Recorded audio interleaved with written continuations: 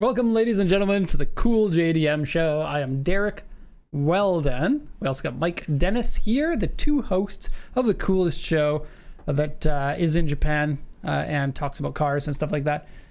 Also, Max is here. Hello. Say, what's up, Max? Max has new sounds on the soundboard. Go ahead and play with those a little bit. Oh, this one is going to come in handy today. I hope it's extra loud. It's a cash register. Yeah, we don't actually get to hear it on our version. We don't have the headphones. No, and the other ones, I don't want to spoil them. They will just come in random today. Okay, so if you do get annoyed by these sound effects, make sure that Max hears about it, because I personally am not a big fan of shows with sound effects in them unless they're done just right. So let this be a challenge to you, Max. I'll try to do it just right. And we only have 6, right? Yes. So we need to get some sort of a program that allows us to get as many as you want. Then you can start clipping stupid things that we say on the show and use them as sound bites. Right. I do want to do that. I like the little soundboards. So on today's show, Wait. What? Wait. We have one more member. Oh. With a microphone. All right. Go ahead. Call him in. We have Grant. Thank you, Mike. Yes, I am here as well, in voice and in spirit, in the true pre-Halloween fashion.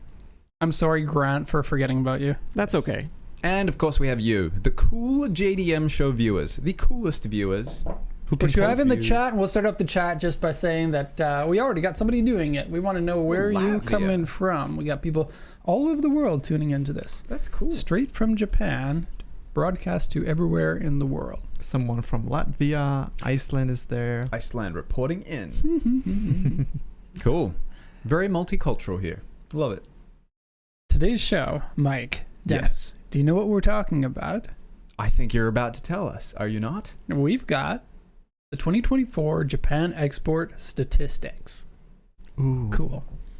Top Secret Supra is at auction this week. Drives Japan YouTube channel is finally making money. We'll tell you exactly how much. Derek's neighbor is rich AF.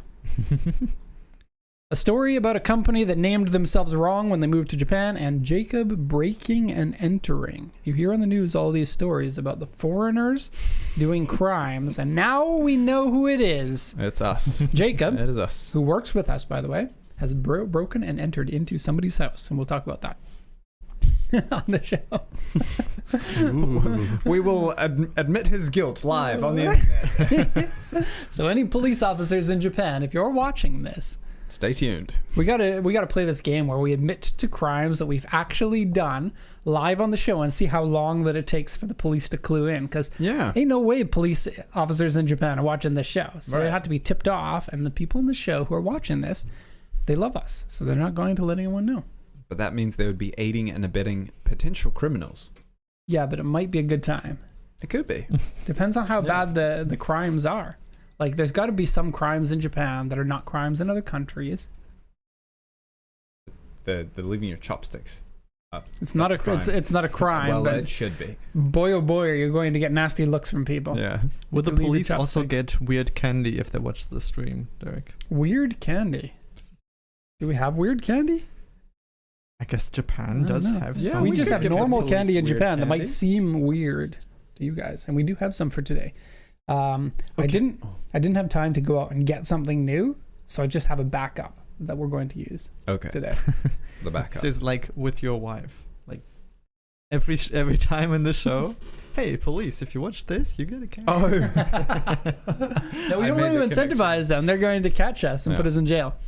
And in Japan, you can be put into jail for up to 30 days without them giving you a reason why. Yeah, and then if they still want you there, they'll release you and they'll arrest you immediately and put you back in for another 30 days. You're free to go. Actually, no, you look suspicious. Yeah. Get in here. Yeah. Unless you do. No, we don't get to hear the sound bites, Yeah. so explain the joke to us, Max. It was the cash register, like for money. All right, good joke. Yeah, right. Okay, so starting off with the main topic today. Actually, no, we got 2 subtopics. We don't really have a main topic today. We'll be talking about the statistics, but before we get into this, we have been surprised all of a sudden with 1 day's notice. You want to do that? All right. Ready? Industry topic and news. Okay, so we've been surprised. All of a sudden, so usually you would expect that when there's a new change in a government that they're like, oh, we're going to change this in 3 months. I know when we change our prices or whatever we change, we're going to give them 2-3 months notice, maybe less than that sometimes, but as much as we can. We got notice minus 2 weeks in advance for a change. Well, that was when it was started, right? But the change that they announced is a month from now. So kind of notice, but kind of, I think it's them getting caught out. Anyway, sorry. There's a new cost for importing cars to the USA. It is $18 per cubic meter, or somewhere between about $180 to $300 US extra for the cost of shipping. Yeah. This comes as a new rule based on a trade commission in the USA who is like, oh, we don't like the fact that so many cars are coming, not cars. Cargo. We don't like the fact that so many shipments are coming in from China. And so they have set a new rule where the carriers have to pay a certain amount, and then the carriers just decided this week how much of that they're going to pass on to us when we already have bookings for a number of vessels that are going to be leaving next month. And so we had to send a panicked email out to some people. Some of you watching have maybe seen it, where it's like, surprise, you paid this much for your cost of shipping, but the fee will actually be this much, potentially. It is if the car ships before or after November 25th. Yeah. And so let's back up a little bit. I just want to kind of share the process of how this works. There was a new rule that was put in April by the Trade Commission. And then they said that they want to limit the amount of, basically they want US built ships to be shipping transport to and from the USA. Yeah. But that doesn't happen because there's like less than 2% of the world's freight ships are US ships. Yeah. That doesn't seem to stop anybody from making a new rule where it's like, okay, well, if it's a Chinese ship or a ship owned by a Chinese company or a ship run by a Chinese company, then we're going to bill you an extra amount on the cost of all of your imports directly to the company that is managing that ship, the vessel or the carrier company, right? That was the rule going forward. We didn't hear anything about it until 2 days ago when the carrier company was like, whoa, we just got billed for a couple $30 million. We want to pass that on to the customers. And so it looks like they ate the first shipment. Now, these shipments just started getting charged from October 15th. So from October 15th until now, which is about 2 weeks, the carriers have been panicking, finding out what should we do. Some of these vessels are Chinese owned, some of them aren't. How much of this should we pass on? Should we change trade routes? Things like this. We don't know the full result of everything, but it seems like, at least for the time, $18 extra per cubic meter, which is about a 20% increase in the cost of freight. Yeah, it's not small. For all vessels. This is what the vessel company is charging to us, regardless of whether this is a Chinese vessel or not, because it seems like they're spreading all of their costs out to every shipment that's going to the USA and then billing accordingly as a change in freight price.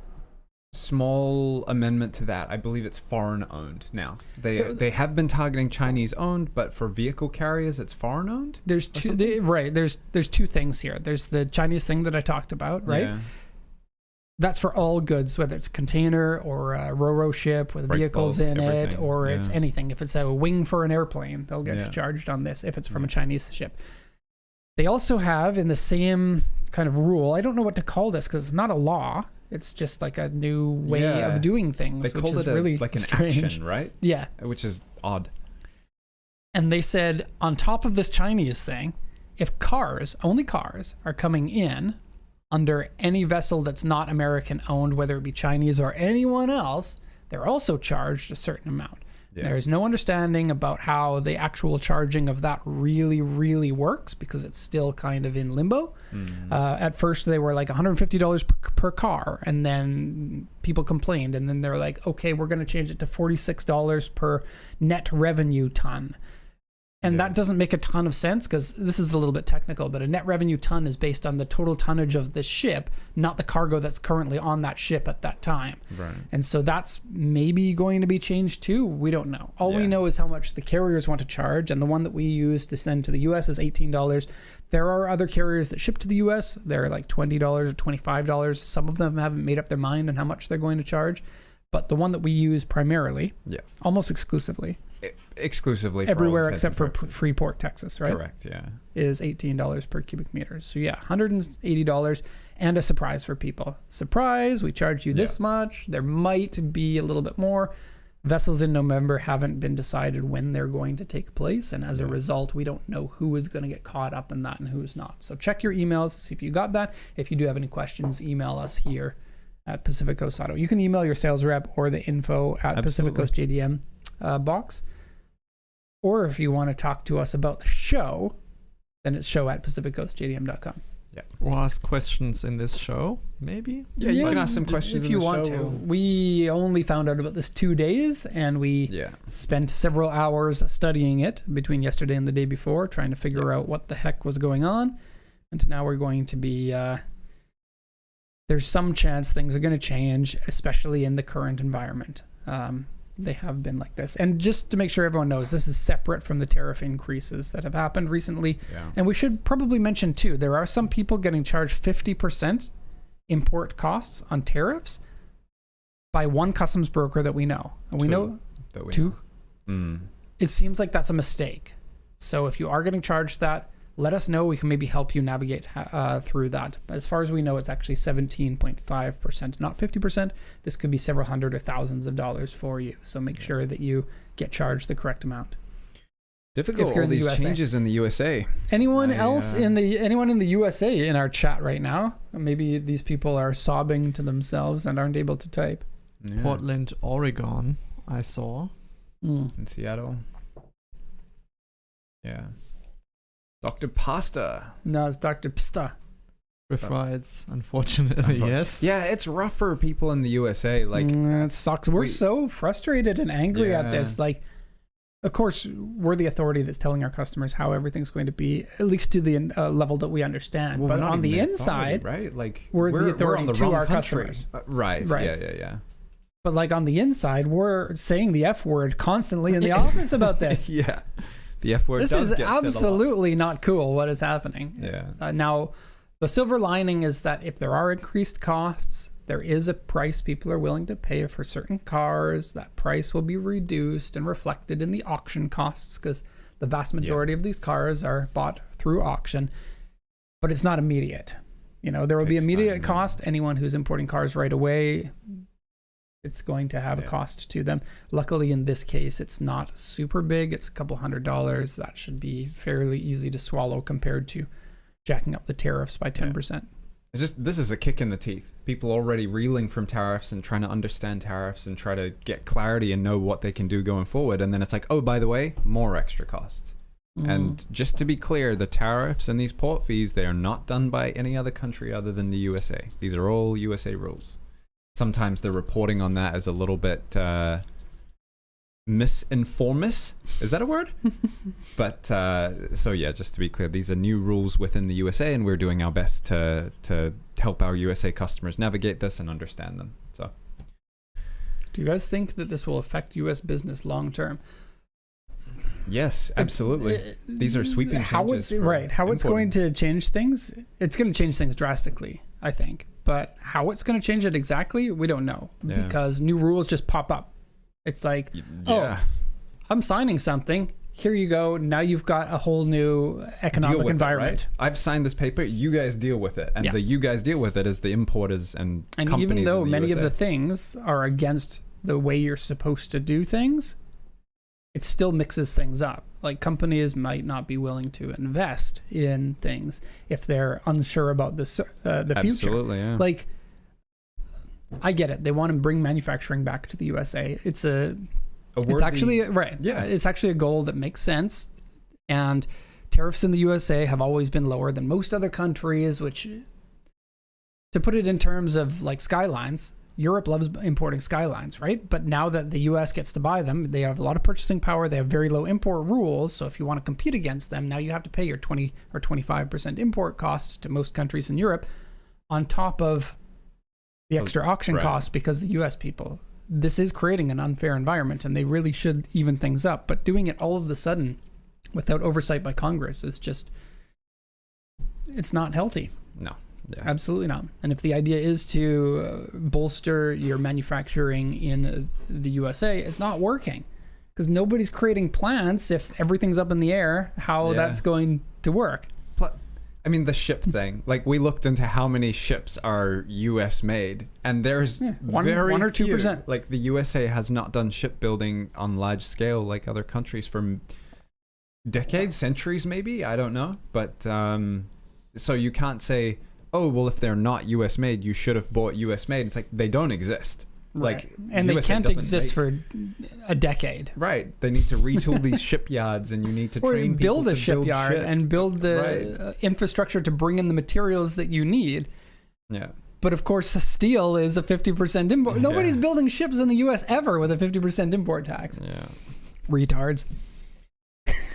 The F word gets said a lot in the office recently. Let's move on to but the we can- next topic. Yeah. Yes. Okay, and so this is statistics on the exports coming out of Japan. A lot of people don't realize, but Japan is the go-to export or go-to country to buy your used cars from. Oh, yeah. If you're watching this from the USA or Canada, you don't really understand how this works. Japan supplies over 1 million cars a year to other countries, and the vast majority of the cars, like in a country like New Zealand, come from Japan. I don't know the statistics for this offhand, but I believe it's something like 80 or 90% of all cars in New Zealand were used cars in Japan, bought from auction and imported into New Zealand. Yeah, we obviously have brand new vehicles too, but we're a tiny country, and many people in New Zealand don't buy brand new cars, so it's used cars, used dealer lots. Makes up the vast majority of our cars there. And so there's a lot of statistics for how many cars there are in Japan that are going to other countries and what countries that they're going to and how this has changed over time. I will say that statistics are showing that Japan is still a very strong export country for used cars and probably will continue to be for a while, although I have a little bit of a caveat on that with Chinese electric cars I'd like to talk about a little bit later. Maybe you can give an opinion on that, Max. Your Or eyes a lit sound up. effect. Yeah, give us a sound effect. Anyone, at random. Do you remember what they are? Or do you like... That was the air horn. All right. Bow, bow, bow, bow, bow. Yeah. All right, so 2024, 1,573,000 used cars were exported from Japan. Now, we were responsible for like 975 of those. Yeah. So we are a small player in the grand scheme of things. I mean, the USA, by comparison as well, the USA and Canada are also very small players in Mega terms of small, imports. yeah. Yeah, you'll be surprised at what the biggest countries are, actually. Okay, so in Japan, 4.4 million new cars were sold. Wow. Each year. 2024. 2024. So And they- that's, it fluctuates a little bit, but that's a good number to go off of. So they sold 4.4 million and only got rid of 1.5 million. So they were Right. like... So that's 35% of all of the car, like every car Wow. that's sold brand new, 35% of that amount gets exported every year. And then 65% of the cars get scrapped. And I didn't realize, I thought more cars were exported than scrapped. But actually 60 or so percent, like it's 2.5 million cars every year get scrapped in Japan. So there's a big Wow. scrapping industry Yeah. here as well. Now, I assume most of these are cars that have been in accidents. And so people are always asking, like, this car's been in an accident. I don't want to buy that because it's been in an accident. Well, save for some specialty cars, Land Cruisers, Skylines, Silvias, MR2s, these types of cars. Most cars, when they get in an accident, off to the scrapyard immediately. There's no reason to repair these cars because the price of the cars falls so quickly once it's been sold. Just get insurance payout and get the next one. Right. And Japan, I think, has a lot of accidents, but they're all fairly minor. Deaths in accidents are fairly rare here compared to the US. It's abysmally small. It's like 7% per capita compared to the USA. I think a lot of that has to do with narrower roads, keeping speeds down, vehicles being smaller than vehicles in the USA, drunk driving not being a problem here. Like deaths from drunk driving make the news when it happens instead of it being an everyday occurrence in every town. There are lots of reasons, I think, why Japan has smaller car accidents. So if it has been in an accident and it's back up at auction again, you can assume that the accident was rather small and easy to fix.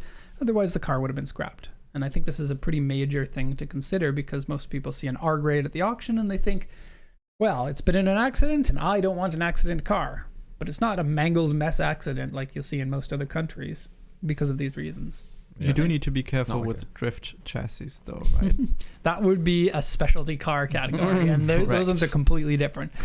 Absolutely, your chaser that has been in 8 accidents because hitting the wall was a popular thing to do with your car for style points 10 years ago. I was like, a chaser in 1 accident? That's excellent. Buy that one. 8 accidents. It's about average. And we have heard from Mike Racing, right? Mike Racing said, buy the Toyotas because they can be repaired from an accident. Don't buy the Nissans because after you get in an accident, you need a new chassis each time. Yeah. So this is, I wonder very how much interesting to more hear, the yeah. Toyotas are worth for drifting simply because of that reason. Yeah. You can't, because you can repair them more. After hitting a wall on Yeah. purpose. Right. So going back to new car purchases, this statistic surprised me a little bit. Japanese people love their new cars more than American people do. In America, see that. the cars on the road in America are much older than they are in Japan. I didn't research the statistics from this. Off the top of my mind, it's something like 12 years in Japan and something like 18 years for the Yeah. average car in the Sounds USA. about right. And I think that might have to do with interest rates here being so low that the loans are very inexpensive. Yeah. USA, the prime rate right now is like 4% or something like that, but in Japan, it's still below 1%. So my mortgage interest is like 0.99%. So all you guys watching that have a mortgage in any other country, 0.99% mortgage rate on the house. That is most people's wet dream. Yeah, but also the houses cost a lot here. Yeah, and they don't increase in value like they do in the USA often. Right, absolutely, yeah. The land value does, right? Sure, yeah. I mean, it depends. If you're in a smaller city, then the land value won't. Yeah. It'll go down to like nearly nothing. But in the popular areas like Yokohama, of course, it'll go up over time. So in Japan, 1 out of every 17 people are buying a new car every year. That One was in the most 17. surprising thing to me. Mm. 1 in 17 is very high. Mm-hmm. I got the same statistics for the US, and 1 in 22 is buying a new car every year. So it's a sizable difference, like nearly 20% difference between the two. And these are for 2 countries that have like a good amount of manufacturing. And a good amount of money to be buying new cars. Like, of course, the US is much richer than Japan is. Yeah. But in Japan, the cost of living is also much lower than it is in the States. So your quality of life is not too much different. I guess it depends on where you live. Yeah. Right.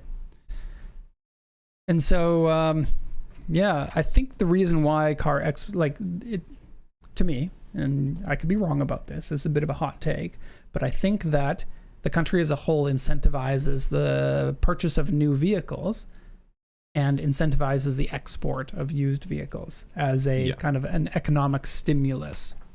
I don't know for a fact, but I know it's true. I mean, I feel like there's enough kind of like signs out there where new car buying is encouraged. It might have to do with like the climate in Japan. I don't know. Climate's probably not the right word, but registering a car here is so difficult. People don't sell their cars to one another. It's all through dealerships. Dealerships are going to want to push new cars onto people. Right. So there's more markups in a new car than a used car. Do you want to know the statistics for Germany? Yeah. Yeah. 1 in 28 people is buying a new car. Oh, wow. Okay.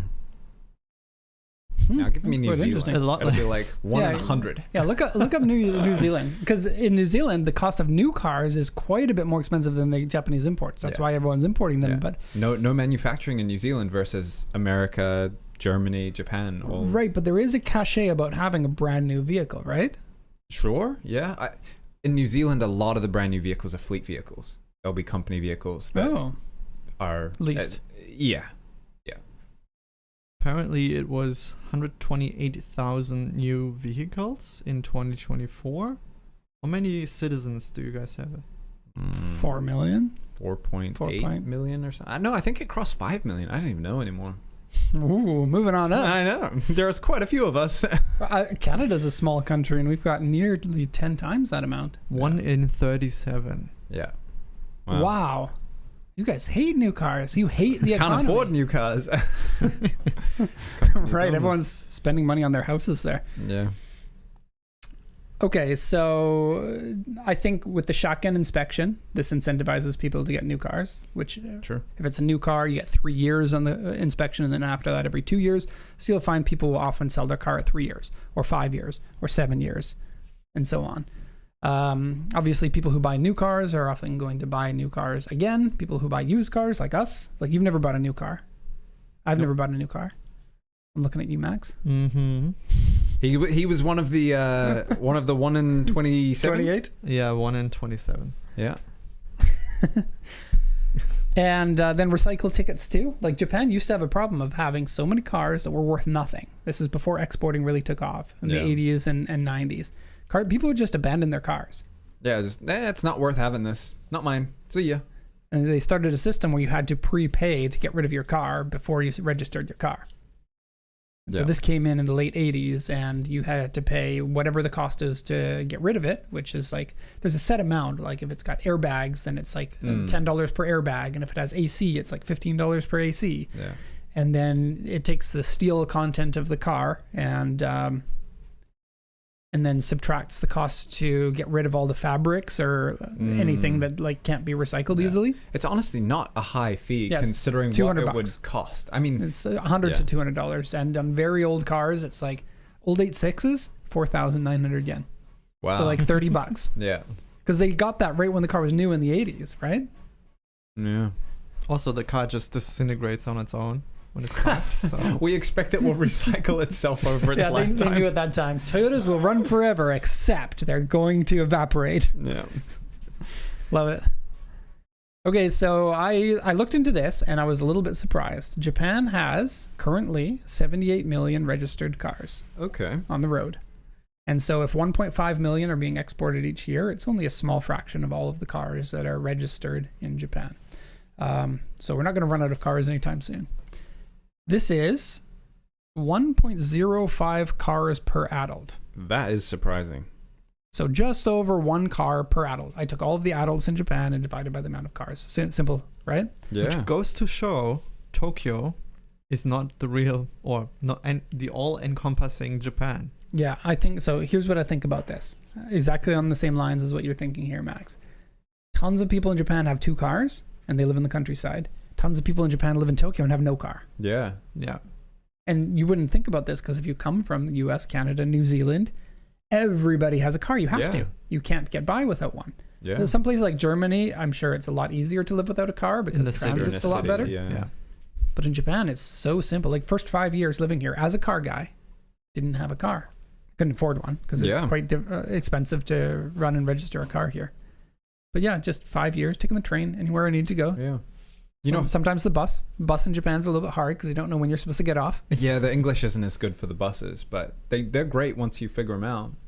It needs to be like an app or something. Anyway, side note, you want to know a fun little fact? Yeah. When I came to Japan, I was like, I thought about, it would be nice to own a car here, right? It's too difficult. There's no parking spot, or getting a parking spot is just tough. A registered parking spot to your car. Right. Yeah. And I didn't know anything about how to do that, and I was thinking about it, and I was like, okay, well, I need to have something. I'll get a motorcycle. I can go out of town on a motorcycle. Yeah. I can do my thing. I can get where I need to go without having to rely on specific train routes. And for everything else, I'll use a train. And I did that for how long? 2 years? 2 years or something before I bought a car. I was able to afford a car. First car you had was a Legacy, right? Yeah. You didn't have one in Hokkaido? No. You didn't have anything in Hokkaido? No. After Hokkaido, I bought the bike. So you just hitching a ride with people that were all coked up? Yeah. I mean, I know what your life was like up there. Not you, just the people you lived with. Right. Yeah. Well, no, all the foreigners were Coked up. right, so they wouldn't be the ones who have the cars. Oh, because they couldn't afford it. Cocaine's expensive, man. I bet it's very expensive in Japan. Australians. That's all I'm saying. Racist. Mike is racist. That's all I'm saying. countryist. Okay, so Japan has 1.05 cars per adult.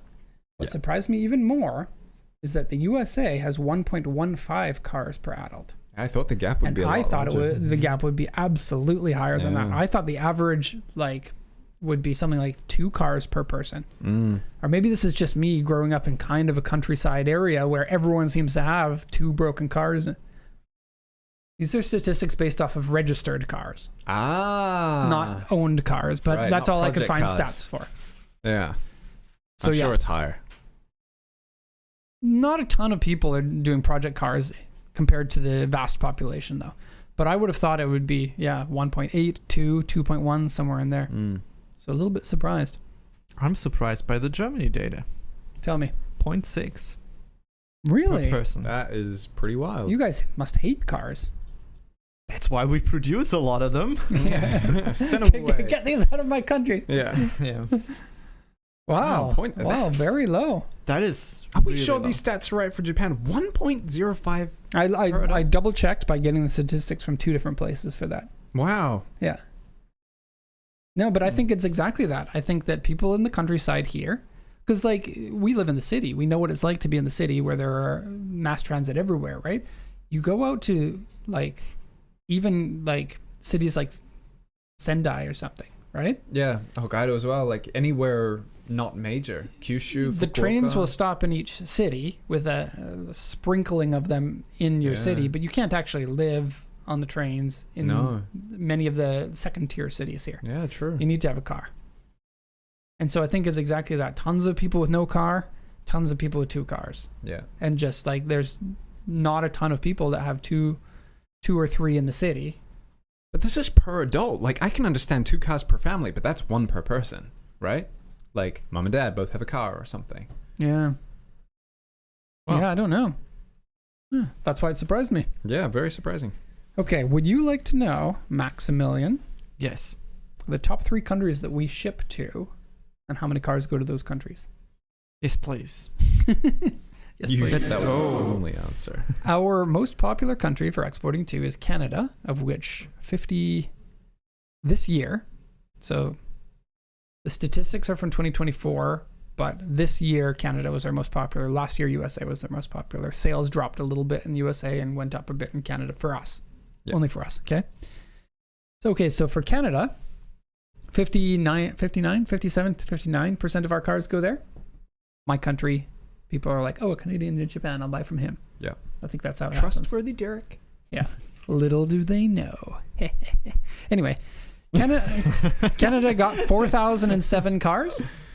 When we first started this company, it was, I'm trying to recall, it was something like 500 cars Wow. that were going to Canada. In total, This- right? Not through us. Per but year. In total, per year. Yeah.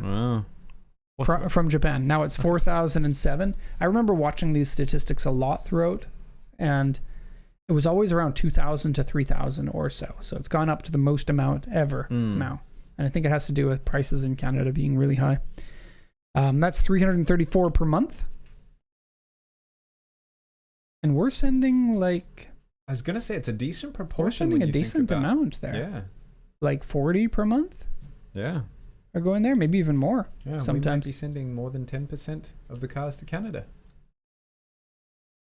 Yeah. Put that onto the website. More Canadians. Statistics join on the us. website. We send 10% of the cars to Canada. Because if you look at our export numbers versus the overall export numbers, it's this. Yeah. But our main countries that we export, it's a decent percentage. Well, for Canada, I think it is. But the USA, it's a different story. USA last year Yeah. imported 17,508. And I remember when the number was below 1,000. Yeah. Like, USA didn't care about imports until after the R32 Skyline GTR became legal. Yeah. And then it was like, we can finally get the Skyline. Let's make a business out of this. And many of our customers did that, right? Yeah. We've got a lot of long-term customers who 10 years ago were like, oh, I want to start importing Skylines. Or 15 years ago. Yeah. Even, no, 13 When years they were ago? dirt Well, cheap. When they were $200. Yeah. Not quite. $1,500 for a Skyline that's now worth $40,000. We went over that in a previous episode. We did. And Go it watch made me cry. Yeah. So Canada was the 45th country on the list. That's right.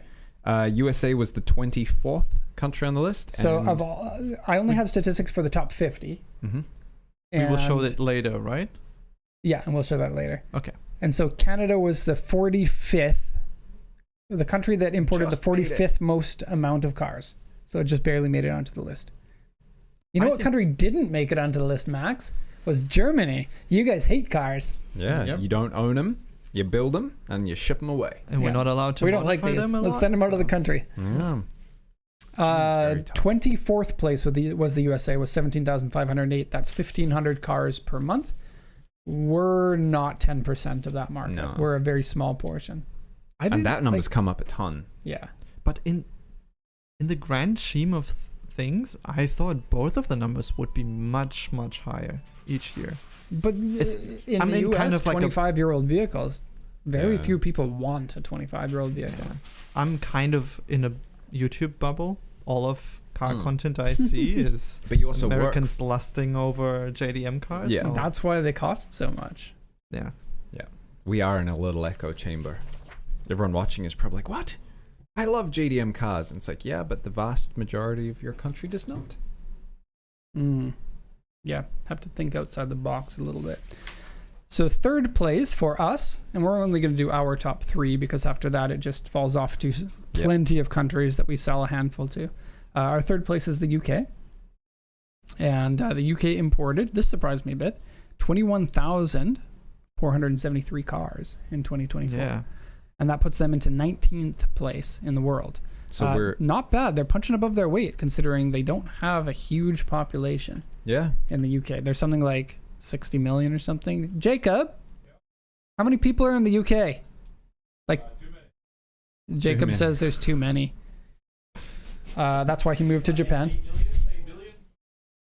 8 million or 8 billion?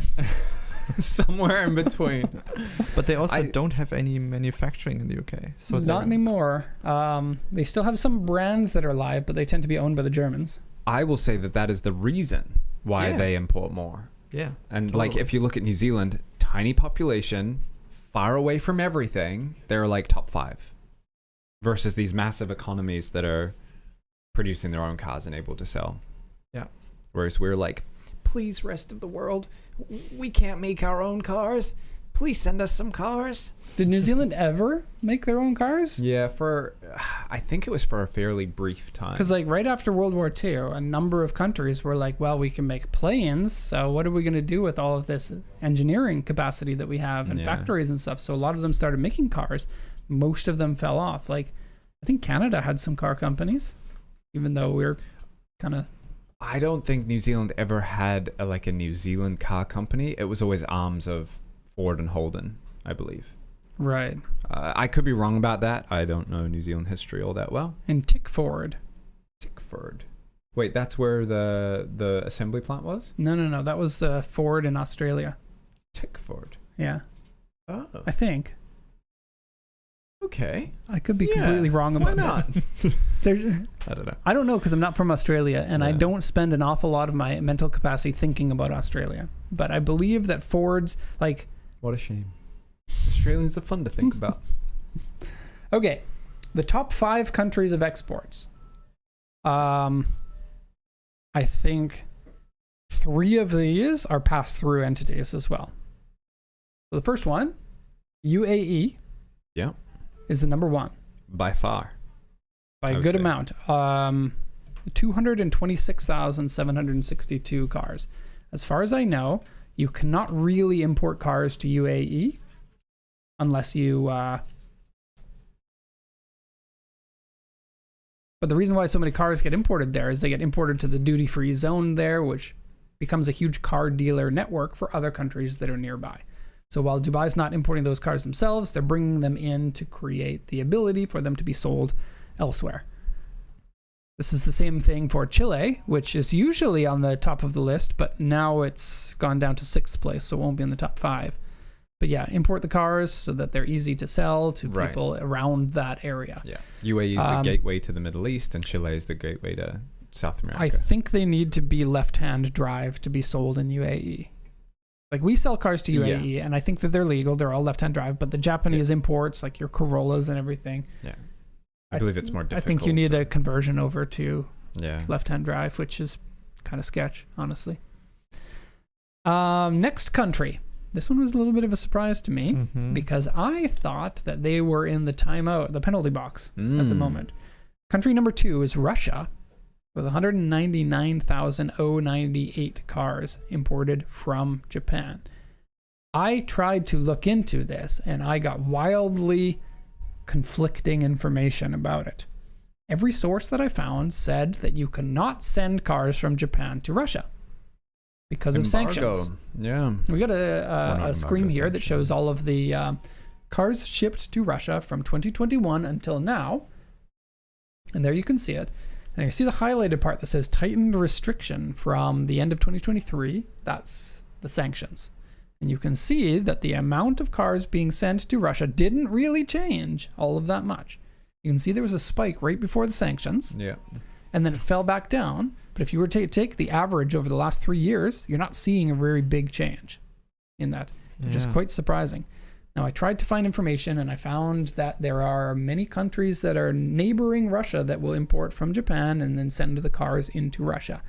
But it's unclear to me whether the statistics that I found here of Japanese used passenger cars export to Russia, as well as the other statistics, 2 different sources for this, are saying that 200,000 cars are being sent to Russia. Why would the statistics be for Russia instead of the neighboring countries that are then going to end up in Russia? Yeah. And so I think that there are cars that are going to be shipped from Japan directly to Russia and is skirting the sanctions somehow, and I don't know how it works. Now, remember when this sanction first came in, all the ports in Japan couldn't receive any cars. Remember that? Right. Because they were stuffed full of Russian cars that couldn't get to Russia. Yeah. And then that cleared up in a month. Yeah. Where'd all those cars go? They didn't all get sold. It takes a lot longer than that I to figured that sell all out. the cars would have to go back to auction. It would create some big mess, but then it just kind of cleared up. So something happened, and all these cars are getting to Russia. We booked the boat. We don't understand comrade. how these sanctions happened. We got the boat and we brought car. No I'm problem. kind of expecting somebody from like Wired magazine to email me and be like, "Hey, I heard you on your show. You're talking about sanctions to Russia and how they're getting skirted. Yeah. Tell me how that happens." And I'm like, I don't really know, but apparently the cars are going there. Oh, we got someone. I think that was that the person from Latvia, or is it someone else saying Russians get their BMWs and Mercedes via Kazakhstan, Tajikistan? I don't know how to say that one. That's the person from Latvia. Or some other stand. Some other stand. Nice. And so, Russia has long loved the Japanese cars. The amount of cars that they bring in has been insane for a very long time. And most of the export companies that are doing business with Russia are Russians here in Japan. And they've been doing it since the late 80s, early 90s. Big business for them. Because, I'm going to go out on a limb, say something I might regret, the cars made in Russia suck. Like the Russian manufacturer companies. This will be your last day. Yeah, I am not traveling to Russia anytime or any of these neighboring countries. They will come to you. This is so funny. The jacket that you wear compared with the accent is just... Oh yeah, Gold. wait, isn't the style more like this though? Like, Okay, now we're getting into a weird... You got to shave your head You're too. probably right. Make sure you got a cigarette in your mouth. all right, I could do this for the rest of the show. Oh, Grant's got something to say. Yeah, I think also, Derek, amongst all of us, you are uniquely qualified to say that as the only one who has owned a Russian car.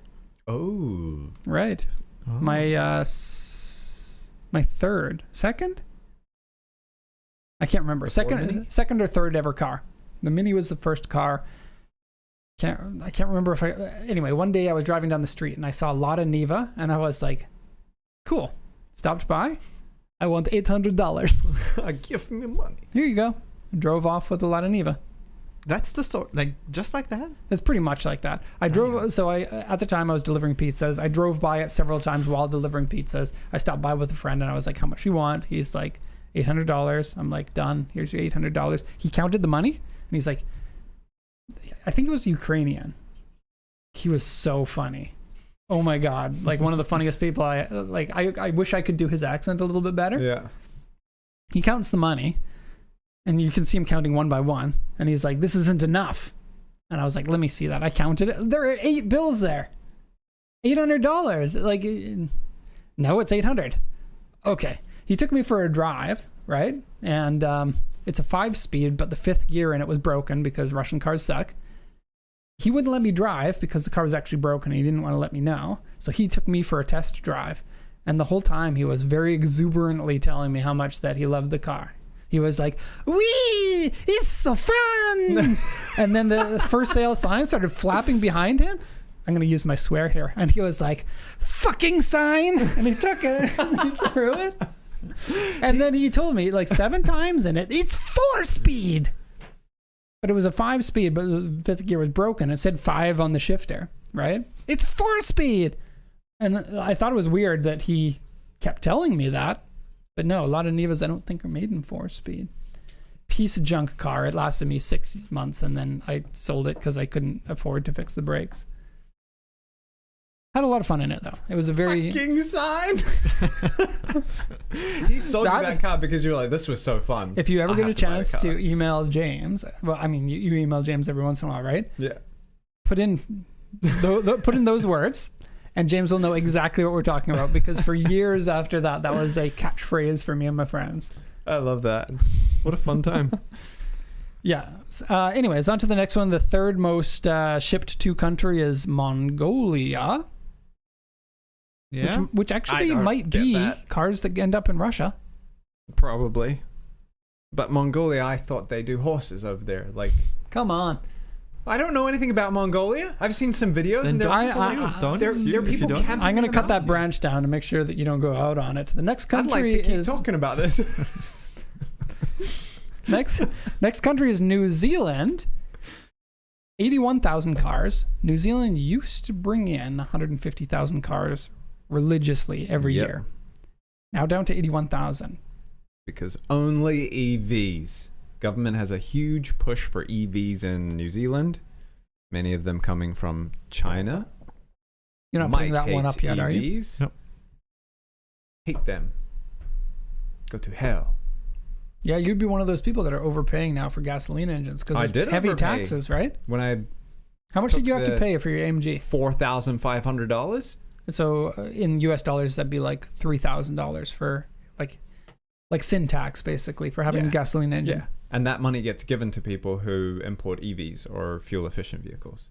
See, so even you guys in the USA, for some of your imports, probably like 20 of them, because I had a massive engine. Yeah. Oops. Yeah, and then country number 5, Tanzania, which again I believe is one of these places that imports the cars and then exports them to other countries nearby. Gateway. They're getting 77,000 cars per year. You know who's not in the top 5? Not even the top 50? We already talked about that. Germany. Sorry about it. Yeah. You make too many I will cars. say though, Max, every customer that we've had from Germany, and you can correct me if I'm wrong for this, but our German customers are excellent to work with. Yeah. They're usually, like Germany, a country that doesn't have English as a first language. Grammar, punctuation is usually on point with them, or at least very easy to communicate with, which honestly isn't always the case, and we don't expect it to be. Like, if you can communicate with us well enough, that's fine. But the Germans have always been very good at communicating, very patient, very understanding of how everything works. Ask the right You questions. can't see Max, but he's smiling and nodding. Gotcha. Yeah. That area like of Europe. Do more. Yeah, that whole area of Europe, not just Germany. Yeah, the neighboring countries as well. Yeah, your neighbors Except for France. are also fantastic. Shout out to anyone in the chat from France. Now I have some of my favorite customers come from France, and some of my least favorite customers come from France. Yeah. Yeah. Do you want to show the full statistic now? Yeah, why don't we pull that up? Yeah, so this is the full 50. And I wish it were a better resolution, but I had to screen cap it because, I don't know, for some reason the site had it undownloadable. You can see the New Zealand there in 4th place, down minus 30% in the amount of cars because they are all in on Chinese EVs. Yeah. Where's Canada? 45. So minus 7.5% to Canada, and we don't have a surge of Chinese imports. Yeah. I think it has to do with the economy not being so good in Canada at the moment. But that's all the reason to be importing cars, because you can get like Honda Fits, automatic transmission. You're getting them for such a cheap price that they're much cheaper than what you can buy in the used car market in Canada. You just have to deal with the right-hand drive instead of left-hand drive. Look at that. The most surprising statistic there. South Korea in 27th. 437% plus. That happens all the time when a policy change allows cars to come in. Yeah.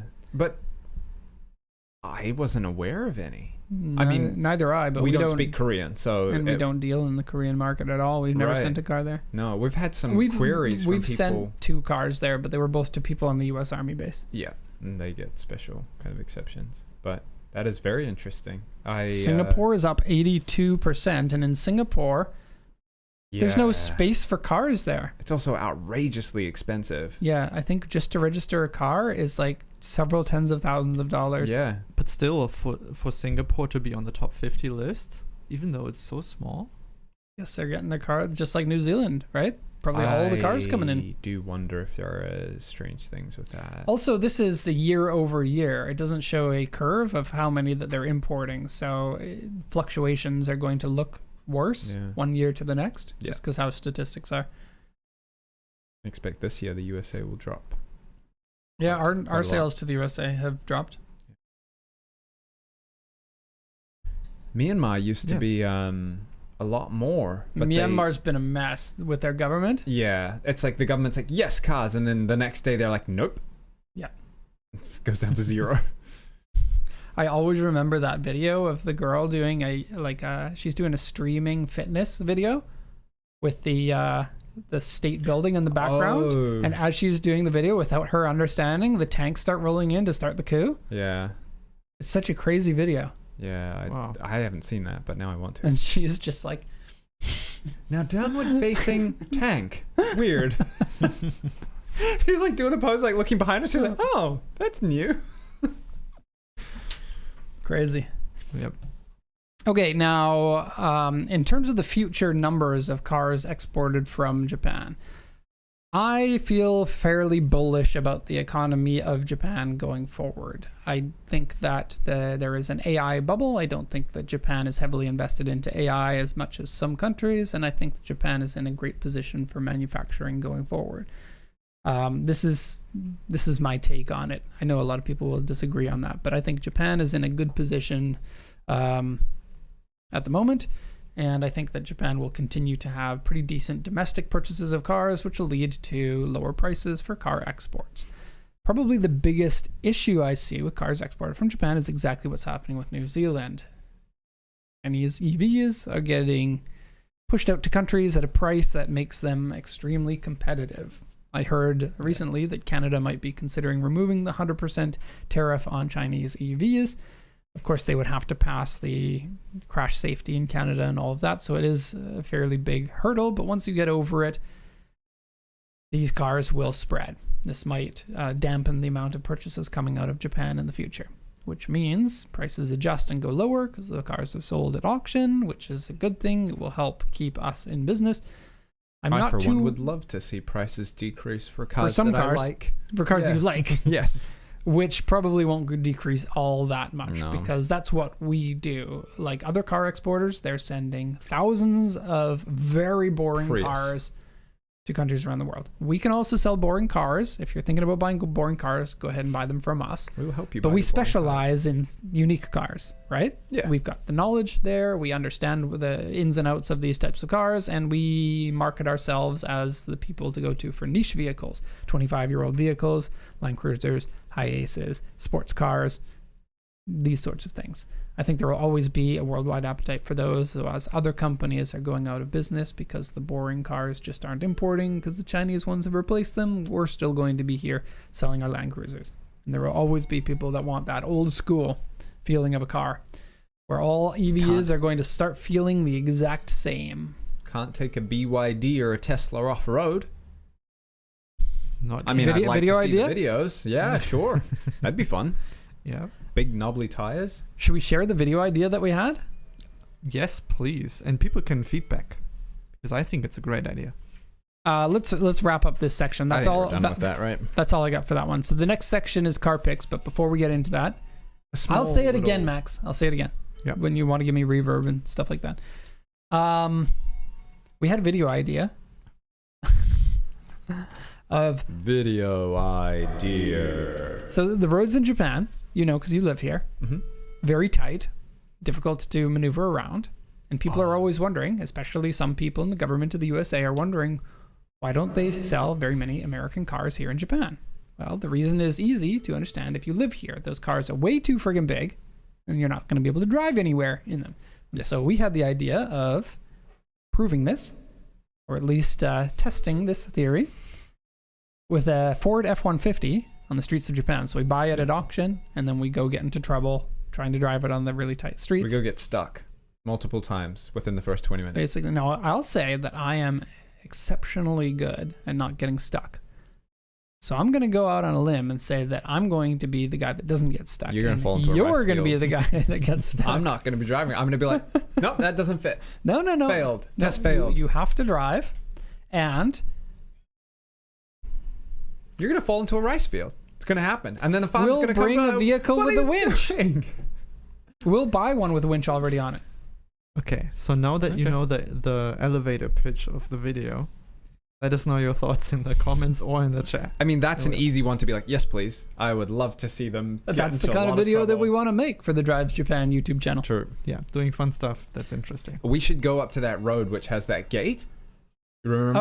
Oh, the one near USS Tokyo. Because my AMG just fit. Yeah, you had like Yeah. a couple. Okay, so there's And I this was like, road near the auction, and they wanted to slow down traffic on this because it was being used as a way to cut through from the major roads, but the road is on rice fields, right? And so they didn't want too much traffic going too fast for fear of people falling into the rice fields. And so what they did is they put 2 posts every 500 meters or so that are like 2.1 meters apart from each other, or 2 meters apart from each other. 2 meters isn't very much.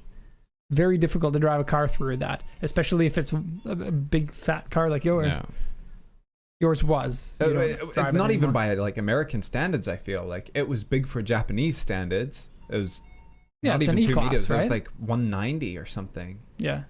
And it says how wide they are. I think it's 2 meters. So I think you had like 5 centimeters on either side of the car. Yeah. Fold the mirrors in, kind of. Yeah.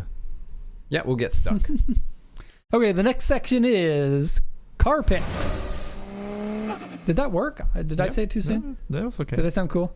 It sounded cool. All right. Thanks. Very cool. First car in the Car Pics. Mike, would you like to present this one? Sure. This is the car that I thought Grant might buy. This is a Mitsubishi Colt Rally Art version R. I don't know what the version R means. These are all Rally Arts, aren't they? Yeah, it's just what it's No, called. not all of the Colts Oh. are rally arts. Oh, is And Grant not on all the the rally arts are version Rs. I don't recall offhand what makes it special. I think you get some interior stuff. Aha, something Grant doesn't know. Yeah, it does Blame exist. him. You know how good that makes me feel? No, Mike, this one was on my short list, but do Yeah. you want to know why I passed up on it? It's a Because it's a Mitsubishi. Mitsubishi. Wow, said like a true Mitsubishi owner. No, because it only seats 4 people. Oh. Ah. That's Yeah. so weird. The Colt is a information for you. 4-seater, and I wanted 5. I think they are quirky little cool cars, but it's easy to see the difference in fit and finish between one of Yeah. these and everything it competes against. I mean, it doesn't compete against a lot. There's the No. Turbo Vits, 150, 160 horsepower in these, depending on the model, right? Yep, Turbocharged 153 to 1.6 164, in this? 1.5. 1.5 with MyVec. Oh, those tires look bald. Yes, they do. Yeah, somebody's been having fun in this car. Front wheel Yep. burnouts. And it looks like a little Evo. And so The back, right? The back looks so good. It looks like the Evo wagon. Evo wagon, and the front has the hood vent. Just Yeah, I Yeah. love it with the little Evo hood Yeah. vent, and there are some Evo parts that will fit them. Like I know you can use the Evo 9 blow-off valve as like a Wow. full metal upgrade. Full metal upgrade. That's cool. I like them, but yeah, I do worry think- about them. One thing I always thought about these is that you want your hatchbacks to be kind of chic looking, like kind of small-ish. Small and Yeah. tall is okay, but they need to be small. You look at these from the side view, and they're more station wagon-like than everything else in its segment. And so they are fairly long, and they look closer to a fit shuttle, I think. And to me, that's a little weird. You know the weirdest thing? No? Like we talk trash about Mitsubishis. They've always got really high mileage, so they last. But They rust. I wonder what it takes to get them there. Like you look Yeah. at GTOs, they commonly have really high mileage, and I'm like, how did you do it? Yeah, I mean, like, they're not particularly, like, mechanically unreliable.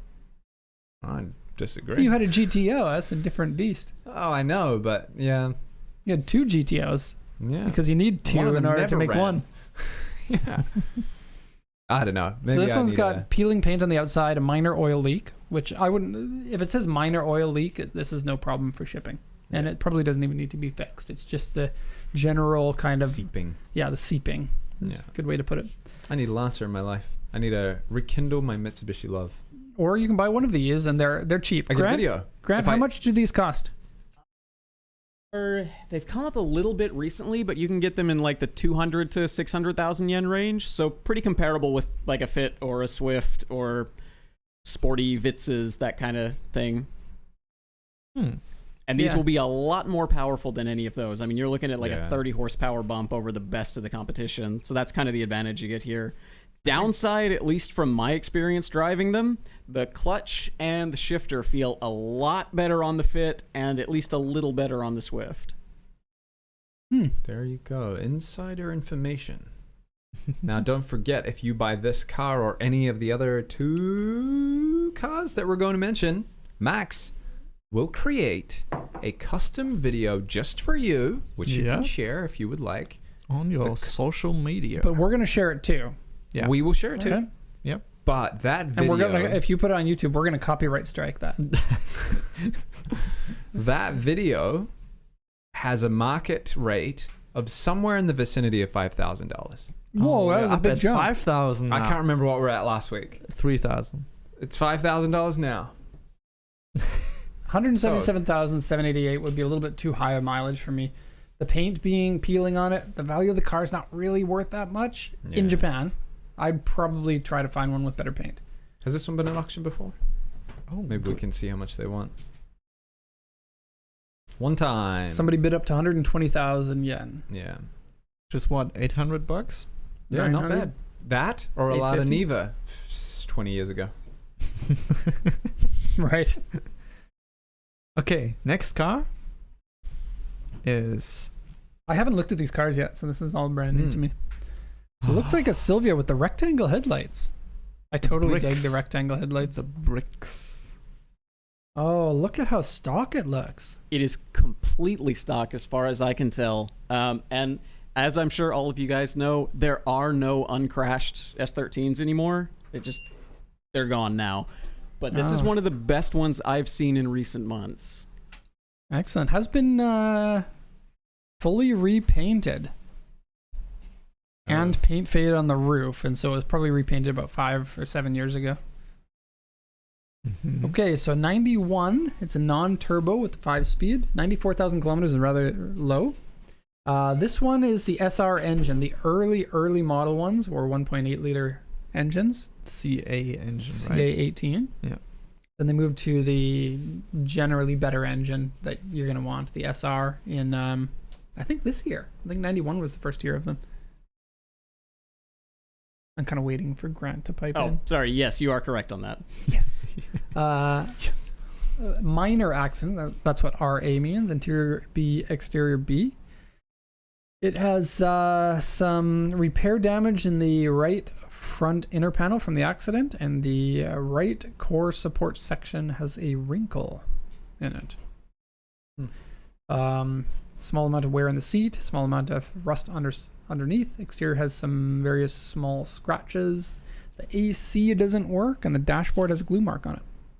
Glue Other on side's been it, painted. but no cracks. How rare is that? That's weird because they Oh no, that's a cover. Oh, they have a yeah. cover on the dash. Ah. Oh, no. I was gonna say if you look at the indicator stalk, it's Yeah, very Color faded. faded. Yeah. So it's- Disqualified. I haven't seen that cover before.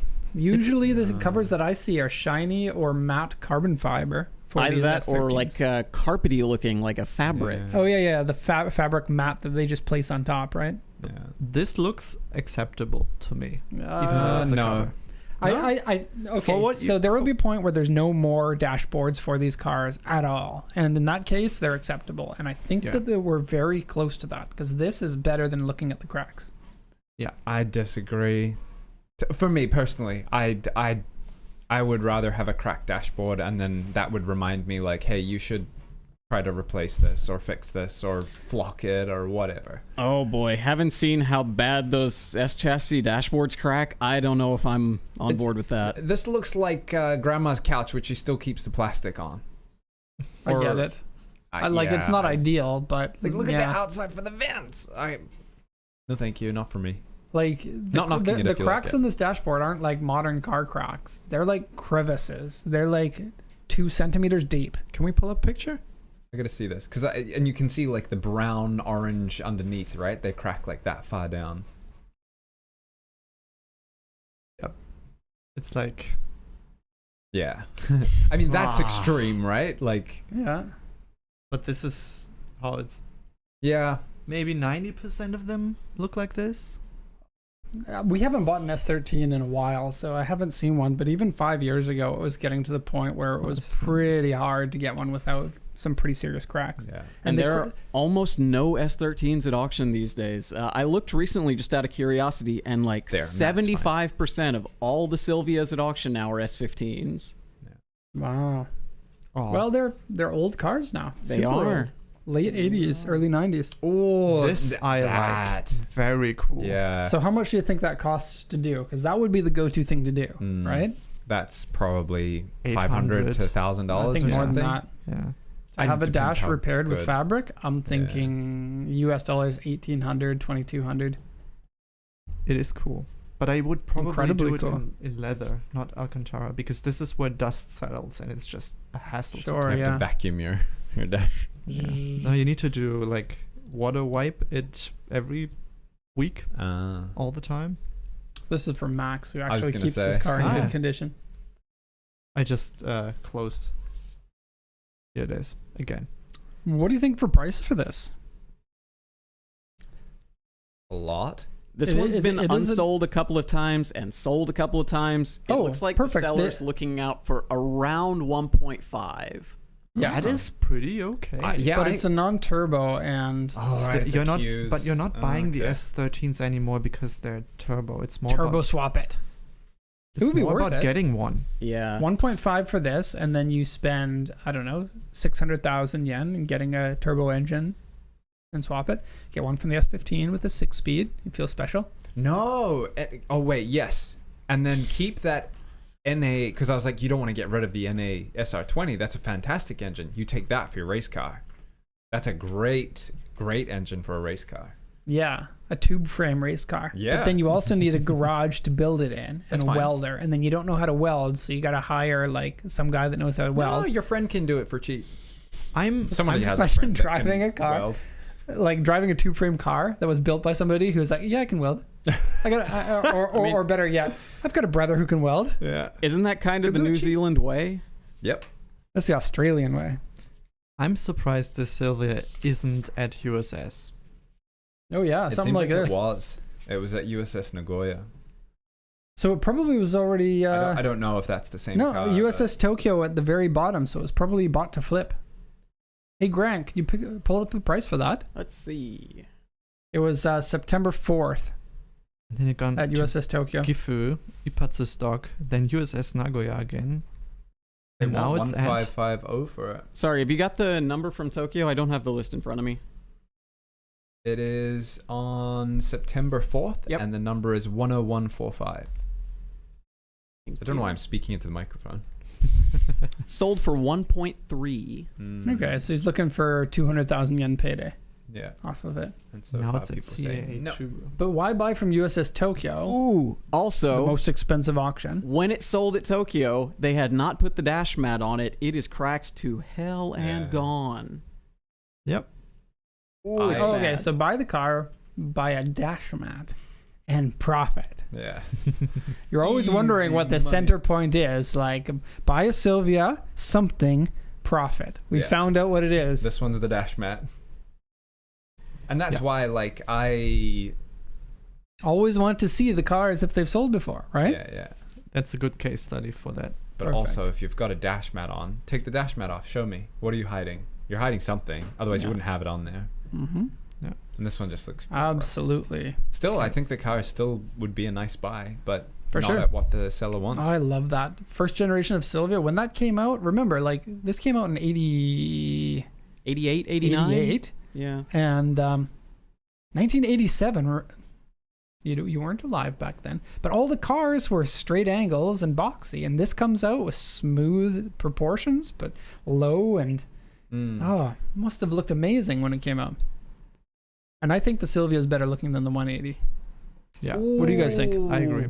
For the I agree. S13, I like the 180, but then the S14 is like my favorite looking car of all time.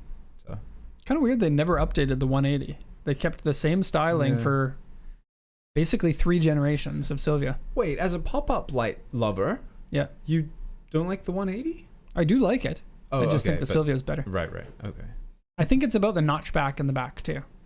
Oh. I don't like the back of the S13s. I think that they styled them a little weirdly. Oh, I love them. Like I agree. They go up too high. The S13 is low down. The lower rear is. I think it's all about the lower rear. Yeah. So Derek, then what do you think about the North American market S13 notchback with the pop-up front? Love it.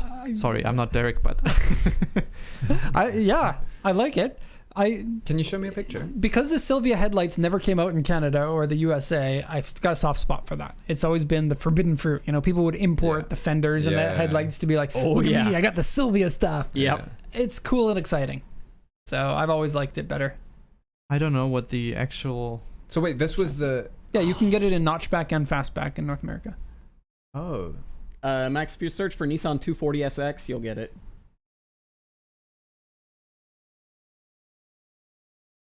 Not really. You should do. Just put in notchback. Nitchback? Yeah. No. I can't type. Oh, okay. Or coupe. I like. Oh. I. But it's a No, it suits the Silvia headlights. I want to hear a scale of 1 to 10. When it's a is that like a 3 compared to an 8 of the fastback, or is it 7 to 8 kind of thing? Like, how much worse is it for you? Like, based on this picture that I see here, like you pick your best picture, and I'll judge it. But so far, we're pretty low. Yeah, just go with that one. This is Okay, so hold on. The fixed headlight version of the Silvia is how much in styling on a scale of 1 to 10? The S13. Yeah. Like a 6 for me. I think they're okay. Okay. Ouch. So right. But then the pop-up headlight version. So like a 180 SX or this? This black car that we're looking at here. This is like This is a really bad looking RX-7 to me. Like a 2 or a 3? Really? You lose that much by putting the pop-up headlights on the front? Yeah. F in the chat. But the 180 SX is like an 8 for me. Wow. That's And then interesting. the S14 Silvia's a 10. All right. With the like Max, you said that there's post F in the headlight. chat. I don't see an F in the chat. Is our chat working? People are not putting F in the chat. Oh no, Max Oh. is saying like the It's- thing, like you should F in the chat, like as Yeah, in you should put F in the chat for Yeah. Mike. yeah, I Thank you. Thank you. I think, thinking about it, the non-pop-up version and the pop-up version for me, same grade, 8 out of 10. Yeah. Yeah, I'd say about the same for me. I'd put the pop-up headlight 1.5 down. They're not that different from each other. They're both pretty cool. I will say the stock bumpers look dumb on them. Yeah, I'm judging Like the whole stock package. Silvia Like bumper? I do like looks the- great. The Yep. stock 180 bumper, not as great. Wait, what's the stock 180 bumper? This is the This stock one. I think It's- I'm- this is this the one, pink but nose, without the right? lip, right here. Which one? The lip is also stock theoretically, but like that's the one that I was talking about. Yeah. To be I do fair, like there this is also a bumper. pretty dramatic difference between Zenki Chuki Koki with the 180. Yeah, like I'm thinking like Type R for I think the final. This is now Final one. becoming a Nissan episode, by the way. Right. Yeah, let's I let's think move we on to the should- next one. The next one's exciting. Maybe people. like Okay, it, maybe this don't. is the last The final car car pick. for today, but this one is. Oof. Okay, so we got a lot of The things fish. to translate on the auction sheet on this one. Yep. So if someone buys this, how about we do 2 videos? If we buy this, we are definitely racetrack video. we're going to the racetrack. We're going to do Toge. We're going to go to Daikoku with We're the car. Cash in on that completely. Yep. Yeah, If someone buys this, That We will that's try. we'll call $10,000 up worth of Whistling video. Diesel, and you're going to get millions of views. We're not breaking this though, right? Nah, think of the views. Okay. Okay, so if you guys recognize the body kit, it's the same kit that they had on the V12 Supra that was made by Top Secret. Now this one doesn't have a V12 in it, obviously, but it looks like the car was actually built by Top Secret. Yeah. because all the parts on the car, well, a number of parts on the car are top secret parts, and somebody who puts all top secret parts on their car like this is probably having it done by Top Secret. Let's go over those parts actually. This is a lot. Just to I'll begin with, zoom this is in. a late model version of the Supra from 2001. And yes, they continued making them Ours into it 2001, so the very, very end of them. This is a turbo model with a 6-speed manual. Turbos can come in 5-speed or 6-speed, and the 6 speeds... No, pardon me. NA comes in 5-speed or 6-speed. Turbos are always 6-speed. So it has Top Secret Super G-Force Wide Body Full Bumper Kit. Front side fenders, rear fenders are Top Secret. Top Secret side arrow parts. Top Secret door mirrors. Oh, no. They called it Top Secret, but they also called it Ganard. How do you pronounce that? Maybe Ganador. Ganador, yeah. That's the company that makes the mirrors. Ganador. Ganador. Late model special model headlights. For the Okay. Top Secret kit. That's It looks the like a top secret. full kit for... IPF is the brand, I guess. Top Secret hood and Top Secret hood locks. I guess Wood- it's just a wood Top pins. Secret body kit. I saw Yeah, all the yeah. Top Secret notes and I was like, I bet there's lots of Top Secret parts. Could have No. just been the body kit that they bought then. So what you're saying is you don't know what the name of all of those parts are because they are top secret. That's right. There are Hey, mystery. Grant, what does this one say about the 20 liters of high octane fuel? Yeah, it just says that 20 liters has been put in it. That's a weird comment to see on a sheet. It really doesn't is. I don't run know with why. anything less than 20 liters of fuel in it, I bet. These ones have such big problems as soon as you get low on gas. Ask us how we know. TRD 3000 GT Wing Type S. Cool.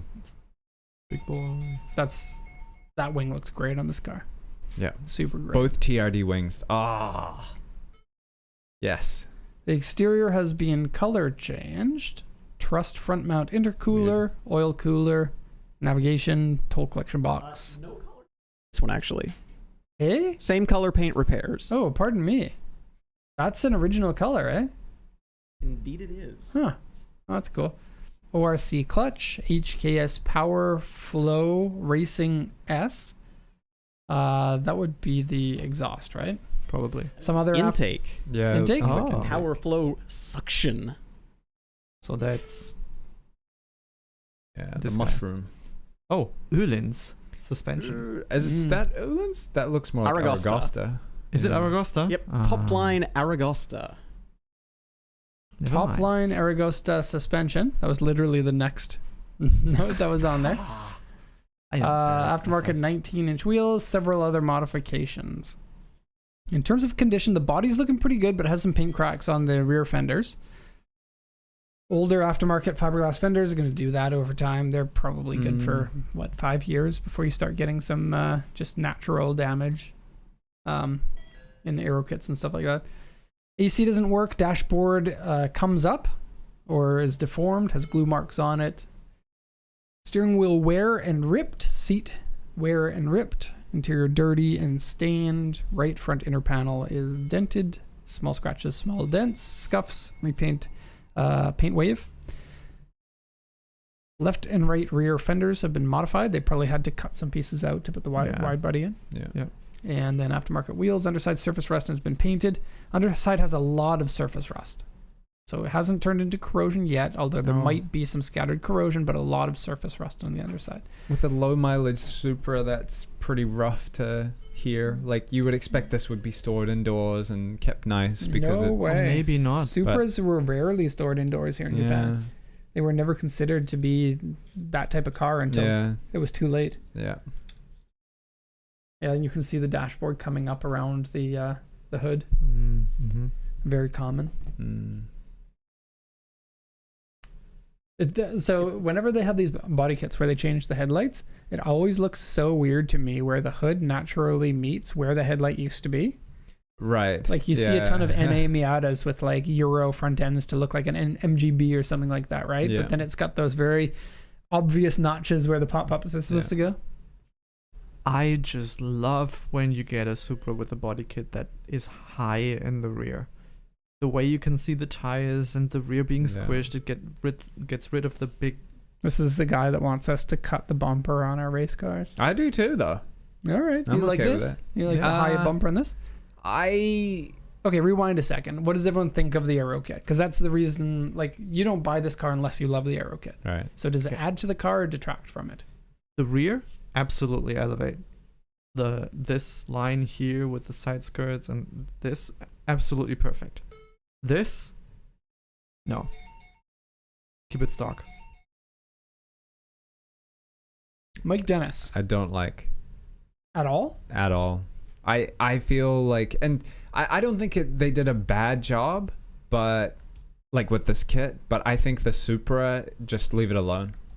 Just Completely stock? TRD wing, diffuser, Nice wheels. and the lip is fine, but don't change the body. It doesn't need a wide body. They're already very wide. There And are nice wheels. that's right. true. Like for me, like my personal taste, I want a stock looking Supra with like little bits here and there to just But amplify. you would get an awful lot of attention if you drove something like this. Yeah, To a lot of people, they want their car in order to be flashy. This is the flashy Supra. Yeah. Hey, Jacob. Jacob just walked in. Cool or not cool? All right. Say that in the. The front is hideous, the rear is fine, in my opinion. Doesn't he have a perfect radio voice? Yeah. We're going to get Jacob on the show. Yeah, Jacob and Mike. Okay. That being said, though, the redox kit for the Supra is Can we look at that? perfect. I feel like that is the premier Supra kit. I've seen some good kits that I'd put on a Supra. I'm usually one of those guys, stock everything. You've seen that. To me, that is Yeah. The Veil side one. Yeah, that looks pretty awesome. I wouldn't go with the wide body on that, but Yeah, the front bumper is great. It's like OEM Yeah. plus. yeah. Yeah. And I that's think true. that's like, I never used to think the Supra was such a good looking car. I always thought the front headlights were like not racy at all. But over time, I've just realized like they're perfect. Just My wife said it is happy and sad looking at the same time. yeah, it looks almost like kind of indifferent or like happy but hiding. It's like, It's you know, I sadness, can yeah. go fast, but I don't really care. Yeah, I Yeah. don't care to. right. I'm indifferent. Okay, why don't we move on to the next section? Let's go. And we got a fun next section. We group thought of we brainstormed in the office some things. I got to tell you about those. So we'll announce it. It is the This Week at PCA. And Oh, we talked about this last time. We were right about to get monetized on our new YouTube channel, Drives Japan. In order Like to and get subscribe. monetized means we can start making money. that's youtube.com/drivesjapan. Like and subscribe. And you need to have at least 1,000 subscribers and 4,000 public watch hours. Right, and we just passed those 4,000 hours and we started making money. And Max, the first thing he said to me, I came into the office and he's like, "We made 2 cents." That was the first thing that he said. Within the first 12 hours. The 2 first cents. 12 hours. Mhm. That's 1 cent per 6 hours. I can't go any lower So than 1 our cent. channel is now making money and we made 2 cents. All right. Yeah. All right. And that's I'm Drives finally Japan. Go getting check it out. check out Drives Japan. Get us more than 2 cents. But Yeah. we were thinking that if we made 2 cents and we were so happy about this 2 cents, we wanted to share it with the world. So we would like to give our 2 cents just in general. Like we've got some opinions, some 2 cents. This is my 2 cents. That was my This 2 is- cents. And we've come up with some advice for you. And so you can listen to the advice and hopefully you will take our 2 cents. But not the Drives Japan 2 cents because we need that money. Yeah, honestly. sorry. That's going to go to future videos. We don't track the amount of money that's spent on the channel, so we don't know. But it's tens of thousands of dollars that we Negative, spent on it. big in the red. But we also don't Wait. do any other marketing, so you don't. No mind, this doesn't need Says to be. Max, the if it- guy who does all of the videos. Like it is kind of up to Max to stick up for himself. I was just wondering, like, imagine the red line, right, of like before you're monetized, and then the 2 cents is like, beep. You wouldn't even see it. Yeah, No, right. you wouldn't even- no. Okay, so here's our 2 cents, complete with who it was that gave the advice. So number 1, this one comes from me. You ready for this? Yep. Japan is not the place that you see in the YouTube videos. Pretty valid. That's You would just your need to 2 watch cents. a lot of YouTube videos to. You would need to watch these YouTube videos to know what Japan is very much. It's because like once you become a creator, and we to a very small extent understand this because we're a creator as well, you got to think of ideas that are going to capture the minds of the people who Yeah. are watching it. If you don't think of the thing that people want to see, people won't see you. And so you as a creator have to constantly be thinking about this. And then you start giving a false reality of what Japan is like because you're selling the sensationalism. This is the only way to make it in Japan is to be sensational. And then, you know, your morals change a little bit. You just twist things. Well, that one worked. I gathered a lot of attention, and I had to say some things I didn't fully agree with, or and I show really some want to things make it in Japan as a YouTuber, and I want to show you guys Japan. And I can only show you Japan if I show you the things you want to see. So there's it's a like the controversy Daikoku right thing, now with a Japanese streamer and another Japanese streamer, and one of them called out the other one. And I'm calling it was you this. It was this YouTuber that was saying that there's too much graffiti in Japan, and that Japan is circling the drain, basically. And in the thumbnail, That's what they said. In the thumbnail, they put their own photoshopped graffiti onto the walls. Nice. And That so, sounds dumb. like in terms of the Japan vlogging like videos, there's like, you know, it's a mini industry, right? This is a huge deal in that. Like everyone's kind of talking about it. But that's Yep. because everyone has to talk about it because that's the sphere they're in, and they need to talk Right. about the popular thing to get the views and the watches. Right, and drama sells. Yeah. Okay, so next 2 bits of information, or two cents of information. You don't need to have a fast car to fall in love with it. Ooh. Says the man with how many cars owned? Yeah, My You're average cheating on all of your of cars. horsepower is 112.5. Unless you add my van in there. That skews the numbers up. It would. My van is 250 horsepower.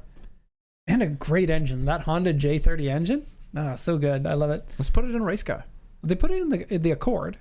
Let's do You that. can get an Accord. Oh, You we can do it get in a the city. 6-speed manual with that 6-speed manual with that engine in the USA. Can you imagine the city with that J30 engine? I don't know how you get it to work. In the back. Yes, And the front. Sure. And then we need that guy's brother to weld it. electric in the front. No. No, yeah, Max, Okay. you're kicked Yeah. out of the show. Oh, Okay, bye. Next one, also from me. Of course, I put the show together, so I want to make sure that my information gets sent out to someone. This is something that I read on YouTube, not on YouTube, on a Reddit comment, and it just kind of stuck with me. Okay? The size of a man can be measured by what makes him mad. is this a political comment? No. Like the No way you politics in the asked show. We talked about tariffs. That was completely politic-free, right? We did a good job of that. Okay, Let's keep so it that way. The size of a man can be measured by what makes him mad. what is my size? Because I get mad at computer stuff that Small. stops me from working. All Yeah. right, I am a small man. Of course, with any saying like this, any bit of information like this, then it's going to have caveats, right? But I thought it was interesting because you think of maybe somebody in a movie, right? All of these guys that are portrayed as being with it and confident, and like nothing makes them mad because they've seen everything, you know? Like James Bond is like, I can handle every situation, so no longer does anything make me mad. I stay cool. It's good advice. Michael says, I wake up mad. I like his other comment with the charged speed body kit. I want to see that later. Okay, we'll do. Next Next one from Mike. You can go. ahead and read your own If one. you would like my 2 cents, quickly followed by Max's 2 cents, my 2 cents is don't over modify your car. My 2 cents. No, wait, hold on. I got to talk about that one before you I talk like about how if Max says his immediately. it. Okay, go afterwards, ahead and then say we can- yours. Over modify your car. Have Yeah. fun. Okay, you guys can duke it out. I think modifying your car is cool, like personalizing it. I've seen it go too far too many times. We've bought cars where the dash area or like all of your immediate Is surroundings this Max's car? is filled with stuff. No, not your car. We bought like ones that have like 3 screens, 7 gauges. There's like a little cup holder, and then there's like a power FC, and then there's a tray, and then there's other stuff. And it's just like, what are you doing? You don't need all of that stuff in arm's reach. Like, just get rid of half of it. And to me, I realized this last night while I was driving.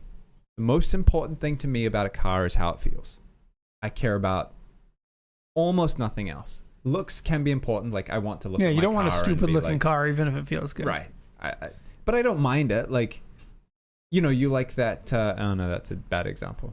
How I'll about think of a Verosa, better Verosa example. with a 1J in it? No, you just get the other ones that are not the Verosa. Yeah, like It's like in the olden days when they used to line up the girls to get married, and it's like, which one will you pick? not the Verosa. Yeah. Well, they're all related. There's two hot ones and there's the ugly one, but they all have the same personality. I'll pick the ugly one. Yeah. Yeah, to me, the most important thing is how a car feels. So I don't care about it being that convenient or having all the gadgets and things like that. I want it to feel good. I think the word over-modify is very subjective. Sure, absolutely. I think And your car's over-modified. I'm just kidding. See? I actually don't. Yeah. depends on what you modify. Sometimes it's over-modified because of stupid gauges Yeah. screwed in with screws into the dashboard. So, like, if the modification is done poorly, then that's the problem. That is- not that it's been taken yeah. to too Yeah. far of an extent. I like, and this might sound contradictory, but I think underglow's great idea. And I know I think it's pretty cool. other people in the office, Grant Hugg, doesn't agree. This was your cue, Grant, to stick up for yourself. I think he was about to say something. I am glad that Max is happy with his underglow. Nothing like that will ever happen on any car that I own. Aw. missing Unless out. you don't know about it. Video idea, Max. Write this Yes, down. I'm right. Yeah, putting underglow on Grant's car. Yeah, if there's Well, a he's at sudden work. appearance of self-tapping screws on my car one day, I will not be super happy. Wait, you installed yours with self-tapping screws? Into the plastic side skirts, not into the car. I would Yeah. never use self-tappers on my car. But the Alright. previous owner did, so So that's the thing, is some modifications you can't undo. Yeah. Wiring modifications.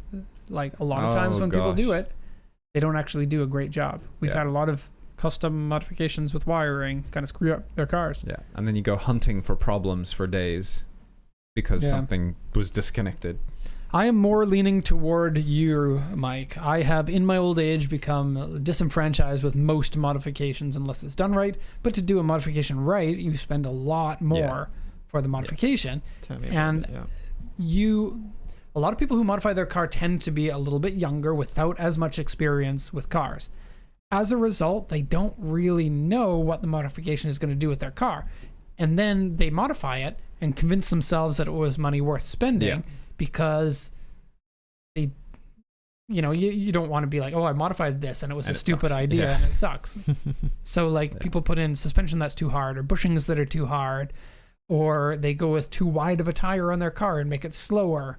And they're like, oh yeah, but I'm really good in the corners. But I don't know. To me, wider tires will make it less fun to drive for the most part. Stickier tires can make your car less fun to drive.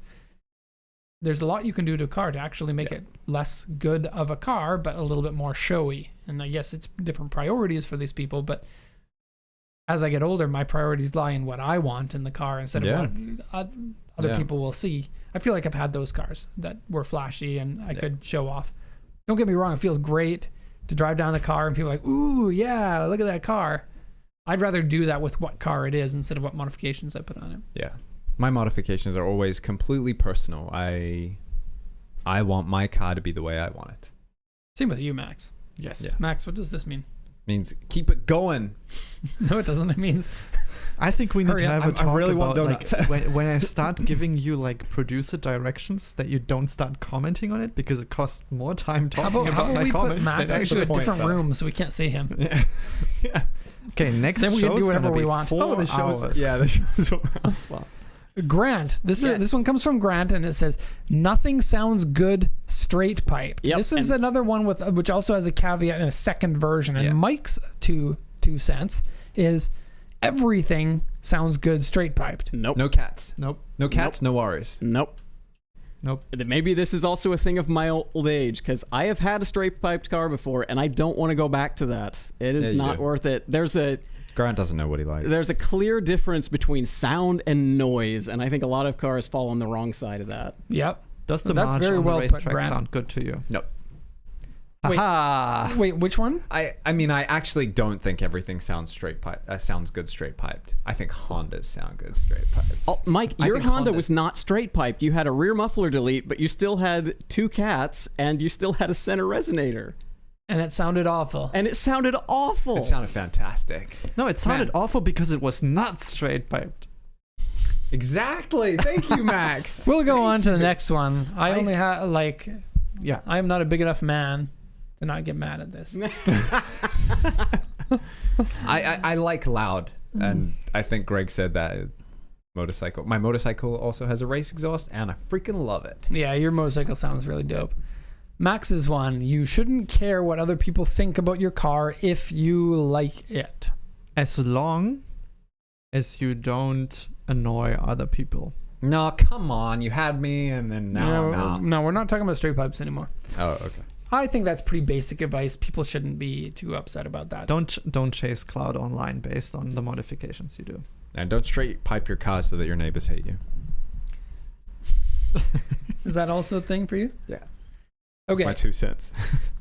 I got one that I've actually been thinking about. The other day, this just came to me. It was a shower thought. You know all these people that have the burble tune in their car, right? Yeah. And they, you drive the car up tuned to high into it. RPM, and then it goes, pop, pop, pop, pop, pop, pop, pop, pop, pop, and Yeah. with crackles and stuff in that. Yeah. So I think that sound sounds awesome. It's like a race car, right? Yeah. But what they've done to their car isn't make it into a race car. The reason why race cars do that is because when you drive a car hard enough, your exhaust gets really, really hot, and you start igniting the vapors that make their way through to the exhaust, and you get these little explosions in your Unburnt fuel, yeah, in the engine. in your exhaust. My take is that car pops and bangs need to be earned, not just decided on a fuel map. I agree. Okay. I think You want that's a pops cool and way to bangs? put it too. Go drive your car pretty hard for a while, and then you can feel justified in getting those. Now, what about my bike? It pops and bangs. You didn't do a But- tune to it. No, You're but safe. it doesn't. It does it even if I don't drive it hard. It does it all the time. You didn't do a tune on it. Yeah, Okay. you earned it by spending big money on the exhaust. It wasn't even big money. It was cheaper because there's less of it. There's no cats. Hey, that doesn't sound legal. Are there any police officers watching? Oh, we'll give you candies if you don't arrest me. Yeah, we got Kit Kats there. We got to show that pretty soon. Oh, yeah. Makiko has one. She said, park your car carefully. Obviously, good advice. Yep. Makiko As a drives car an person. S15. Turbo. Yeah. And so she obviously, maybe she got a car dent in the door Yeah. recently. Maybe. It sucks though, as somebody who loves their car, you go park it somewhere and you come back and you're like, well, great, somebody didn't love their car or my car, and now I have to deal with the People get a lot of consequences. flack for parking their cars diagonally across 2 spaces when it's a hot car. Yeah. But like, put yourself in their position. Like, sure, doing that is a bit of a douchebag move. Yeah. But at the same time, if you've got an M3 and it's worth a lot and a dent in the door stays with the car basically forever, it's insurance. I'm gonna admit to that. When my car had 500 kilometers on it, the first time I took it into the city, I parked across 2 spaces. I was like, nope, not today. Yeah. I felt bad, but no dents. Yeah. Okay, another one from Max. Be nice to everyone. You never know what What? Max will do. No, Be nice to Max, you don't know what he'll do. this is general okay. life advice. All right. Be nice to everyone. You never know what they are going through. Yes. Now, we talked about this in the office. That's very good sage advice. Almost sounds zen, right? Yeah. Mike immediately was like, you never know what they're going to do, is what he I heard. think it was Max. No, that was Grant. Grant right. said that, yeah. And then the phrase quickly changed to be nice to Max. Because You that's don't also know what good he'll do. advice, right? Yeah. Especially like driving. Road rage is a thing. You're not nice that you Yeah. give somebody Yeah. the finger. They could absolutely shoot you. We've seen it in the news. Yeah. Not here in Japan. People don't shoot each other. And then advice from Jacob, which is extremely salient as of now. His advice is always leave your house window open because you never know when you're going to have to crawl through it. I got a little bit of a video. Jacob just randomly sent this to us last night. So we'll watch the video. I will turn the volume up for the people who watch because it's just so funny. There is a sound effect that was not edited into the video. It is au There's a real- natural. Yeah. Okay. So you can watch the video and then we'll explain it.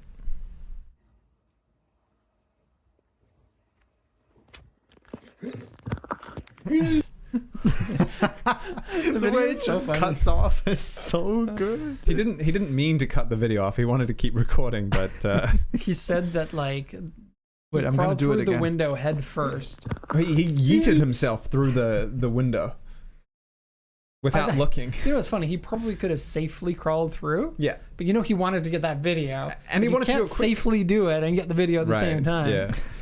So Jacob made the unfortunate error of forgetting his house keys in the office when he left for the day on Monday or Tuesday this week. Monday. And he lives And, like 45 minutes away. Right. So finishes work, goes home. You're like, yay, I'm home. I'm done. I can relax. I can make food. And oh no, I can't get into my house. My house keys are at work. Well, I really don't want to spend 2 hours to go there and then come back here. So I'll find a way into my house. And he forgot to like close the window. Right. So he checked the doors. All doors were locked, unfortunately, but he had conveniently left a window open. So Jacob not broke. He didn't break anything, Yeah. but he entered It into just his own sounded house. funny saying that he illegally. broke into his Yeah. house. Jacob doing breaking and entering practice in Japan. Yeah, I've been there.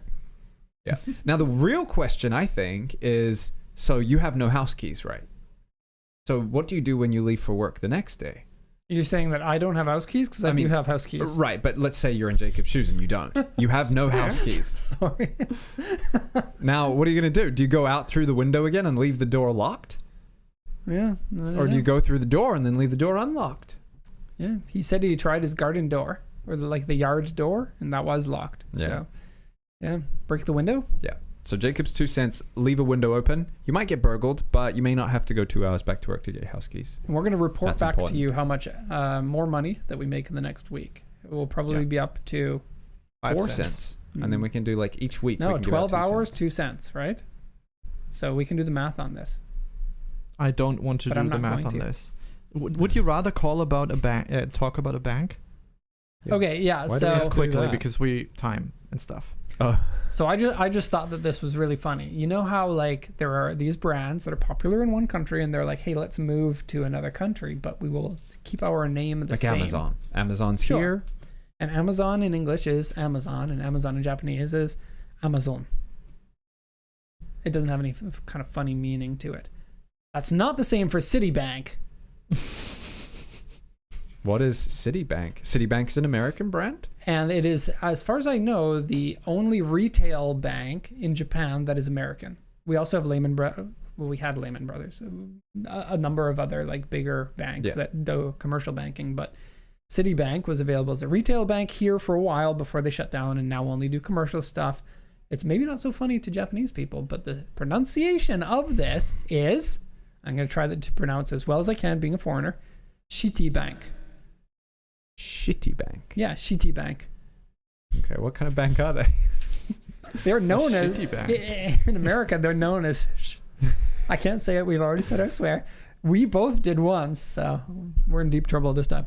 Whoops. But yeah, if you ever look at the Citibank next time in the USA, Citibank is pronounced Citibank. Shitty Citibank. Q&A, which doesn't have any questions from Pretty last questions week. now.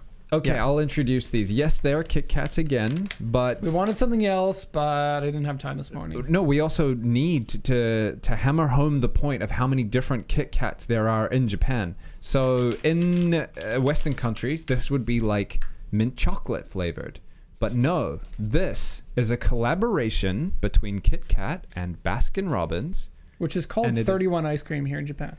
Right, because the B and the R or something look like 31. Oh no, just I the think B. it's just a market. Well, yeah, you can see it here. Oh right, It the says B and the 31 R. and the B and the R. Yeah.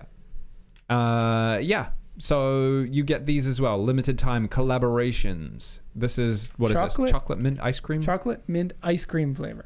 Right. Right. Limited time. While They're you really open good. this, Yeah. first question from Mr. Also, what's this? Ulaoru. 50 yen voucher. Can you ship parts from the Japan, and is there a site like yours to check? Is there a site to Which? check like your auctions? Are you in the USA? Because the USA Yeah. has just ended the de minimis exception. It used to be that if the part was under $800, then you would be tax-free. If you're in Canada, there is de minimis, but it's only $20.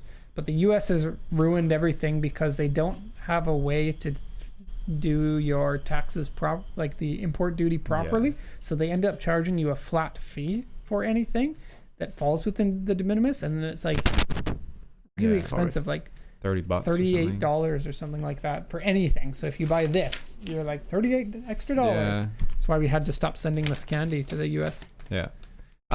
He wants a bumper. Unfortunately, bumpers are enormous and very expensive to ship. 2,500 Canadian. Yeah, you really need to be finding a company that brings things in from Japan regularly or semi-regularly. Thank you very much for the 31 Kit Kat. That has to go in an LCL container with a whole bunch of other parts that they're bringing in from Japan. So this needs to be a service that, kind of like a crate service, but more so like a shop that, what were they called? There was a shop in Canada that used to do it, and I forget their name now, but maybe Derek will remember. I'll ask him when he gets back.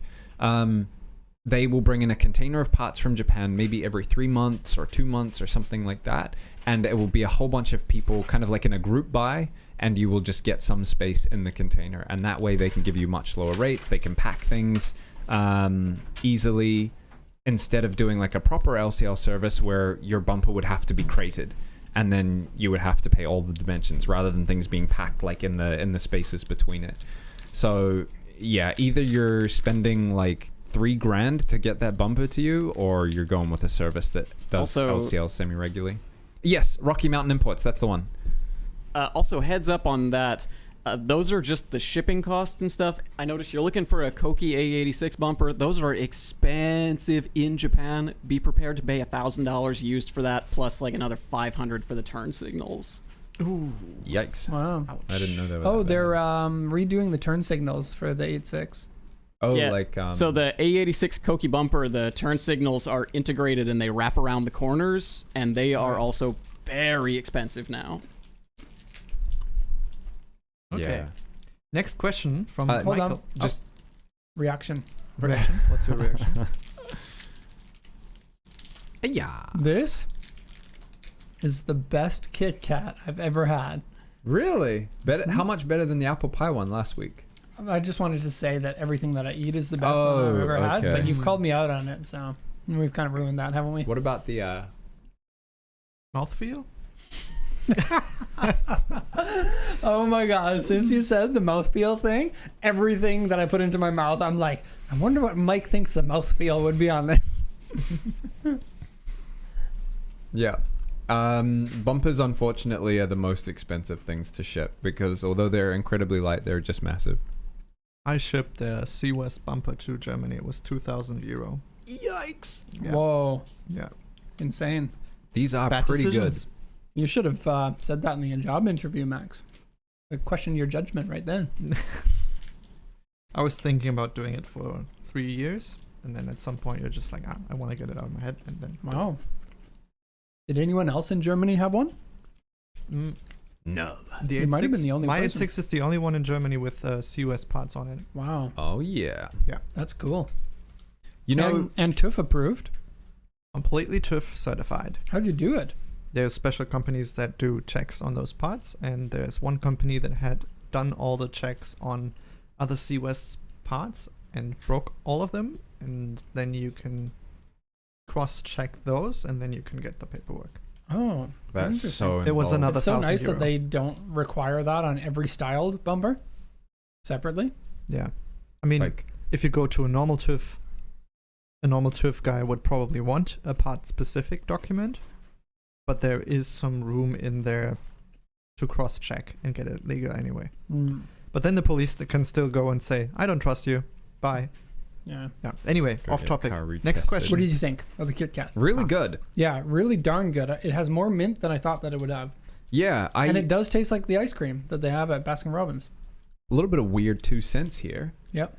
I It's the find proper episode for that. that Southeast Asian countries, by and large, do not like the taste of mint. Mint flavored things. No one are in my not a family does thing. except for me. I'm the only one in my family, and I love mint. Yeah, that's what I was gonna ask. Like, I get is it a thing in accused of Japan? like being mean when I bring anything mint home. Because to the people that I've spoken to, they're like, it's toothpaste. Why are you having toothpaste flavored things? And I'm like, no, mint is a proper flavor and it's delicious. Yeah, I love Like, it. It's so refreshing, like mint ice cream with the little chocolate chips in it. Exactly what this is. Right. Or matcha lemon drink with mint in it. Ooh, Oh, sounds good.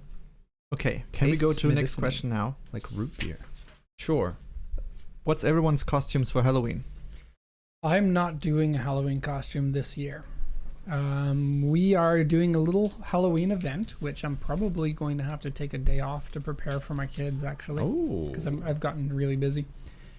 But I don't think that we're going to dress up this year. We're having a skimpy year. you're gonna be wearing something skimpy? We're having a skimpy year to make sure that we can afford the house that we're building.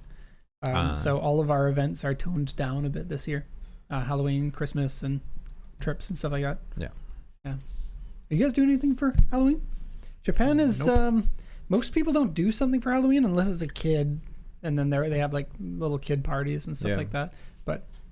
And then they used to in Shibuya do like dress up and everyone goes there and takes pictures and stuff, but they've dialed that down. Yeah, you still can do the dress up and go take pictures, and I think it's still pretty big, but you're not allowed to drink there. Ever since And they have like they tipped over a K police. truck, Did that which happen? is hilarious. Yeah, Yeah, that happened. there's a video of them like rocking it, and then they pew. Wow. Yeah, so they banned drinking the very next year. I bet it was the dirty foreigners. It Oh, was. they blamed it on they blamed it on the foreigners, but there were Japanese people doing it too. Ah. I think there were just some foreigners in the vicinity, so Well, foreigners get that the was a blame. popular event with foreigners. Tipping That K is true. trucks. I'm sure the foreigners were inciting them, Max. Yeah, probably.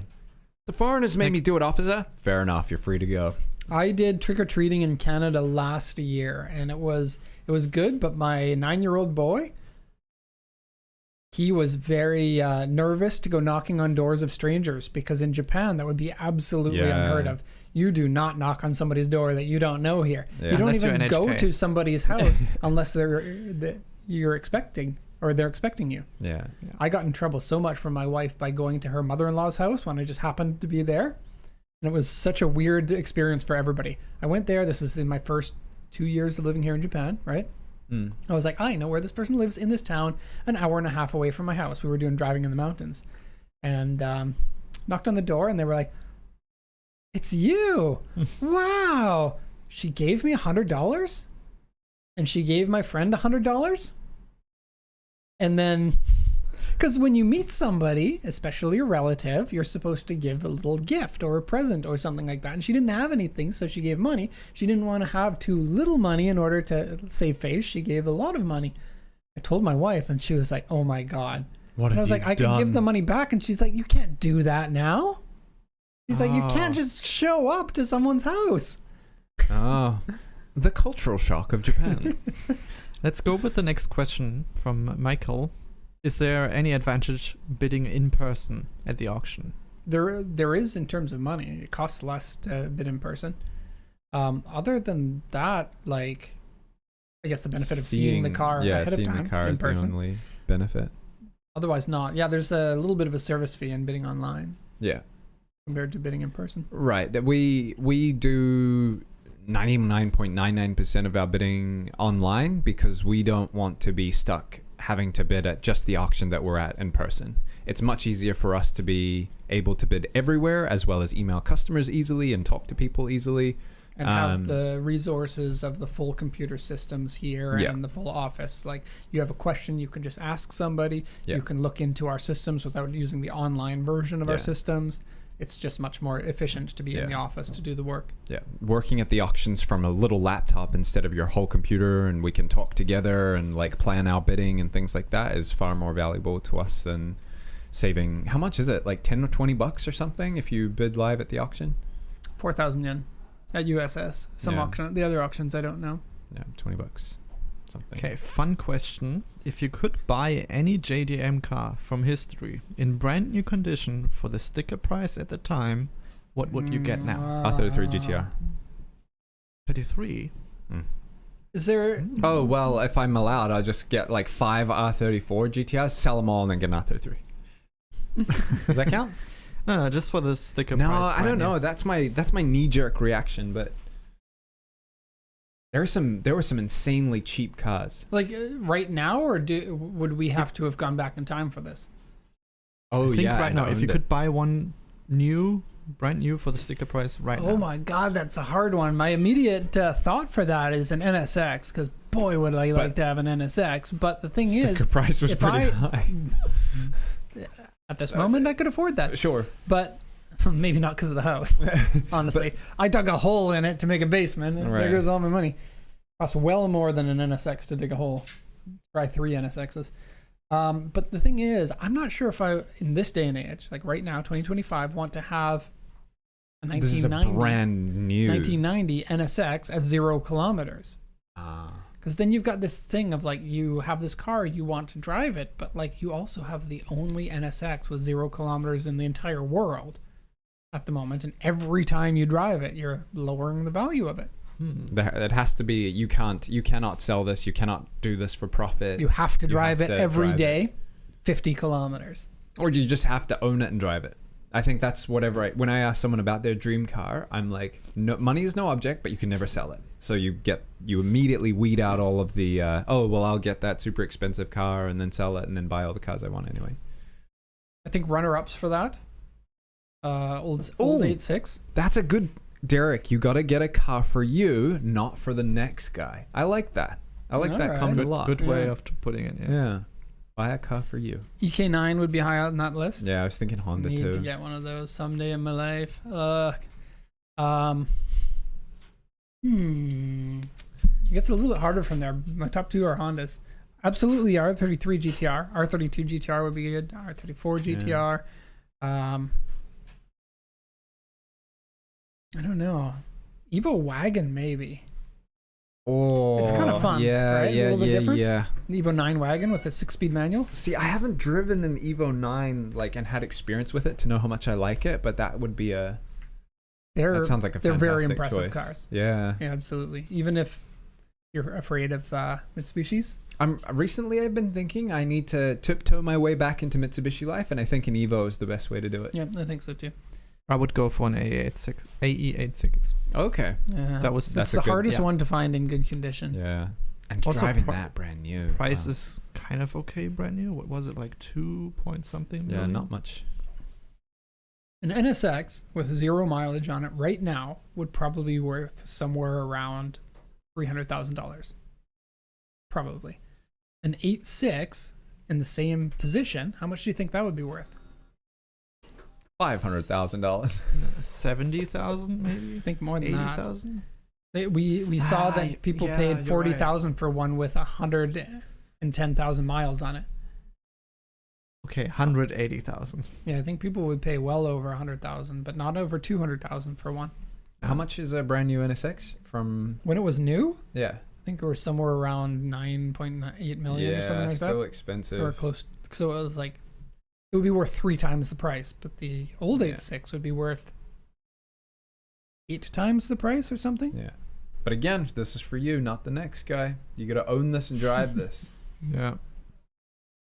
Yeah, crazy. Okay. Quick question, Grego. Wait, wouldn't the obvious answer be something like a Silvia or a Chaser because they're impossible to find in like factory condition? That's why I But was do thinking you the want 86. those in factory Yeah. condition?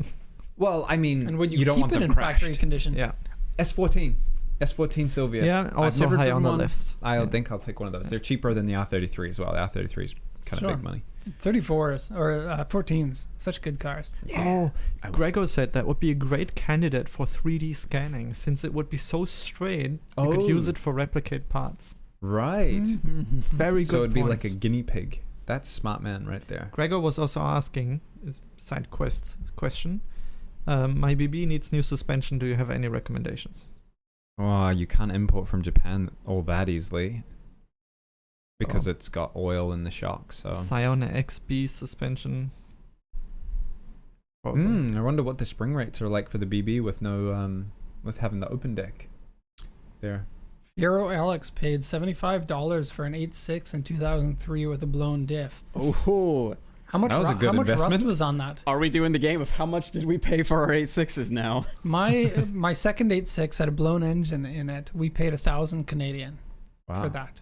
Mine, Blown engine, no rust anywhere. This was before they all got really rusty. 2003, of course. Yeah, just the blown engine. Otherwise, it was in fine condition. Interior was good. Exterior was good. Paint was a little bit off. Had been repainted to black. mine was $2,000 US in 2008. It had unknown mileage, but the odometer stopped at 260. Miles, right? It did not start when I bought it, and horrible paint fade Can and you a pass me a decent bit of keycap? rust in the quarters.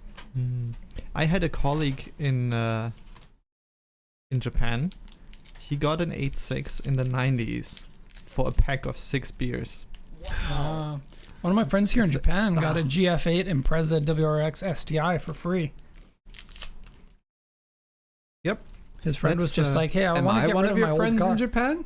I Oh. would like a GF. I got to tell you, you guys know this because I sent the message last night. My son, we're walking in the parking lot for the mall, right? We needed to go do some shopping, and he was like, "Dad, look at this cool old car." You know what he pointed at? A GDB Impreza. That was absolutely the moment where I was like, "How come my songs are on the classic radio?" Oh, yeah. It was like, this was in my life. This was the modern Impreza, and now it's like, "Dad, look at this old car. Yeah. This cool old car." Now, Derek's not advocating for hitting your children, but sometimes they need it. Smack the sense into them. Should we do last question for today? Yep. Because we're already We're over time. 2 hours over. Michael is asking, do you export to Australia much? Mike might be the wrong person to ask this. Australia imports Australia a lot of imports cars. cocaine, primarily. Is it true? I don't know. It's a fun joke. I'm from New Zealand, so we're supposed to poke fun at Australians every chance we get. 21,455 cars go to Australia. A decrease of 4.9%. Yeah. We can and have shipped cars to Australia. The difficulty there is that the compliance or registering the car in Australia is quite difficult. Unless it's over 20 or 25 years old, I believe most cars need to be converted back to stock. You have to pass all these stringent requirements, and unless it's stock, it probably won't pass. Check me on that. Make sure you do your own research for complying a car in Australia. But unless it's much older, if it is much older, it's much easier. If it's newer, like I don't believe there's an age restriction on the cars that you can bring in, but your testing and your compliance and everything is a lot more difficult. So you have to be careful what you're bringing in. But technically speaking, we can ship. Oh, sure. Yeah, we can ship there. I want all the Australian customers that you need to know how to register the vehicle in Australia to make sure what you're buying is going to be okay for being registered. And that's why a lot of people want to buy cars that are already landed, imported by an Australian importer, bigger company that knows what cars they can buy, knows how to get them through compliance and registered, ready to drive in Australia. So there's definitely money to be saved. You have to get, for Australia, you have to register for your ability to import a car, and you need to have the VIN number first. So you need to buy a car, and then you need to register to import. That's for some states. Is it? I think it's different for each state. Yeah, Okay. I think that was one of the northern I believe states, every Queensland. Australian customer that I've dealt with has had to go through that. So it might be for every state, but it would be for at least enough people that it would be a concern. Yeah. Okay. Then on the next show, we will reveal how much you need to pay for us to deliver a car to your doorstep personally. What? What? It's the last question being asked. How much that would it be? cost to have one of you personally deliver my car to my doorstep? I tell you what, we could do a pretty sick road trip from Japan. We'll start here in Yokohama, we'll go north to Hokkaido, go into Russia, maybe die, go through Russia, down like all across Europe, Maybe die. maybe die. Wait a second. What do you mean all across Europe? Like we're going to Russia and then... It's a continent. It's all connected. Sure, but there are a lot of countries that touch Russia. So what are we going through? All of them. All right. I don't know. We'll draw a line and we'll go through the countries that we need to go through. And then we'll eventually make it to Canada. No. Oh, no, wait. What if we go the other way? Yeah. We would just... Never mind. We'll just go into Russia, probably die, and then maybe get to Canada. No, or Alaska, right. and then you would go up Canada. and then over to Alaska and then to Canada. We have to go through Siberia? Or Siberia North? I don't know where Siberia is. We'll take a picture of I your know it's in car. northern So Russia, but I bottom- don't know where. Bottom line, don't buy an S13 if you want us to do it. Yeah. I had a coworker not recently. I had a coworker in Japan who was Might as well make a day of it. Sorry, that's funny. he wanted to buy a Delica and then do that trip to go back to the UK. And I was like, he was like, I want to do this in a car and tell me which car to do it in. And I was like, High Ace. right. I was Or like, Land Cruiser. high Ace or Delica. You need some. Well, this was also Oh, you got to sleep in it. many years ago. Yeah. And so it was at a time where Delica parts were more available than they are now. Yeah. Recently, there was a group of people from Spain driving from Spain to Japan in an off-road S2000. Okay. Yeah, I that's met crazy. them at Daikoku. Pretty Yeah. sick. Someone did an R35 as well. They like went to Nepal from, I don't know, Europe somewhere, did like a massive road trip. I thought that was quite fascinating. It's cool to see that people do that. I'd love to see the areas of Russia that are in the eastern Russia, like the smaller areas. I think it's so fascinating Me because too. there's still so much of Soviet Russia there. Yeah. Like the buildings are all like, at the time that they were built, they were like decent buildings. Yeah. And like, it's so weird. It's the middle of nowhere with nothing around them, but then these modern-ish buildings Yeah. and like tons of people live in these areas. Mhm. It's a very interesting country.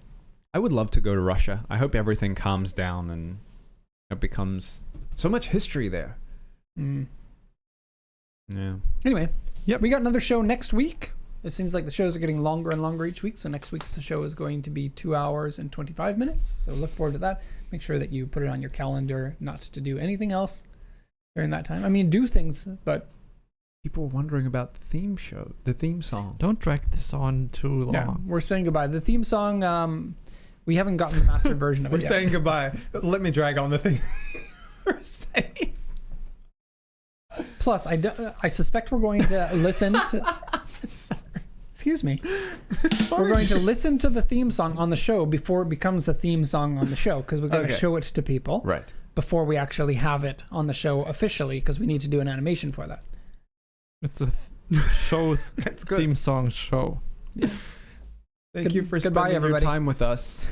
Bye bye.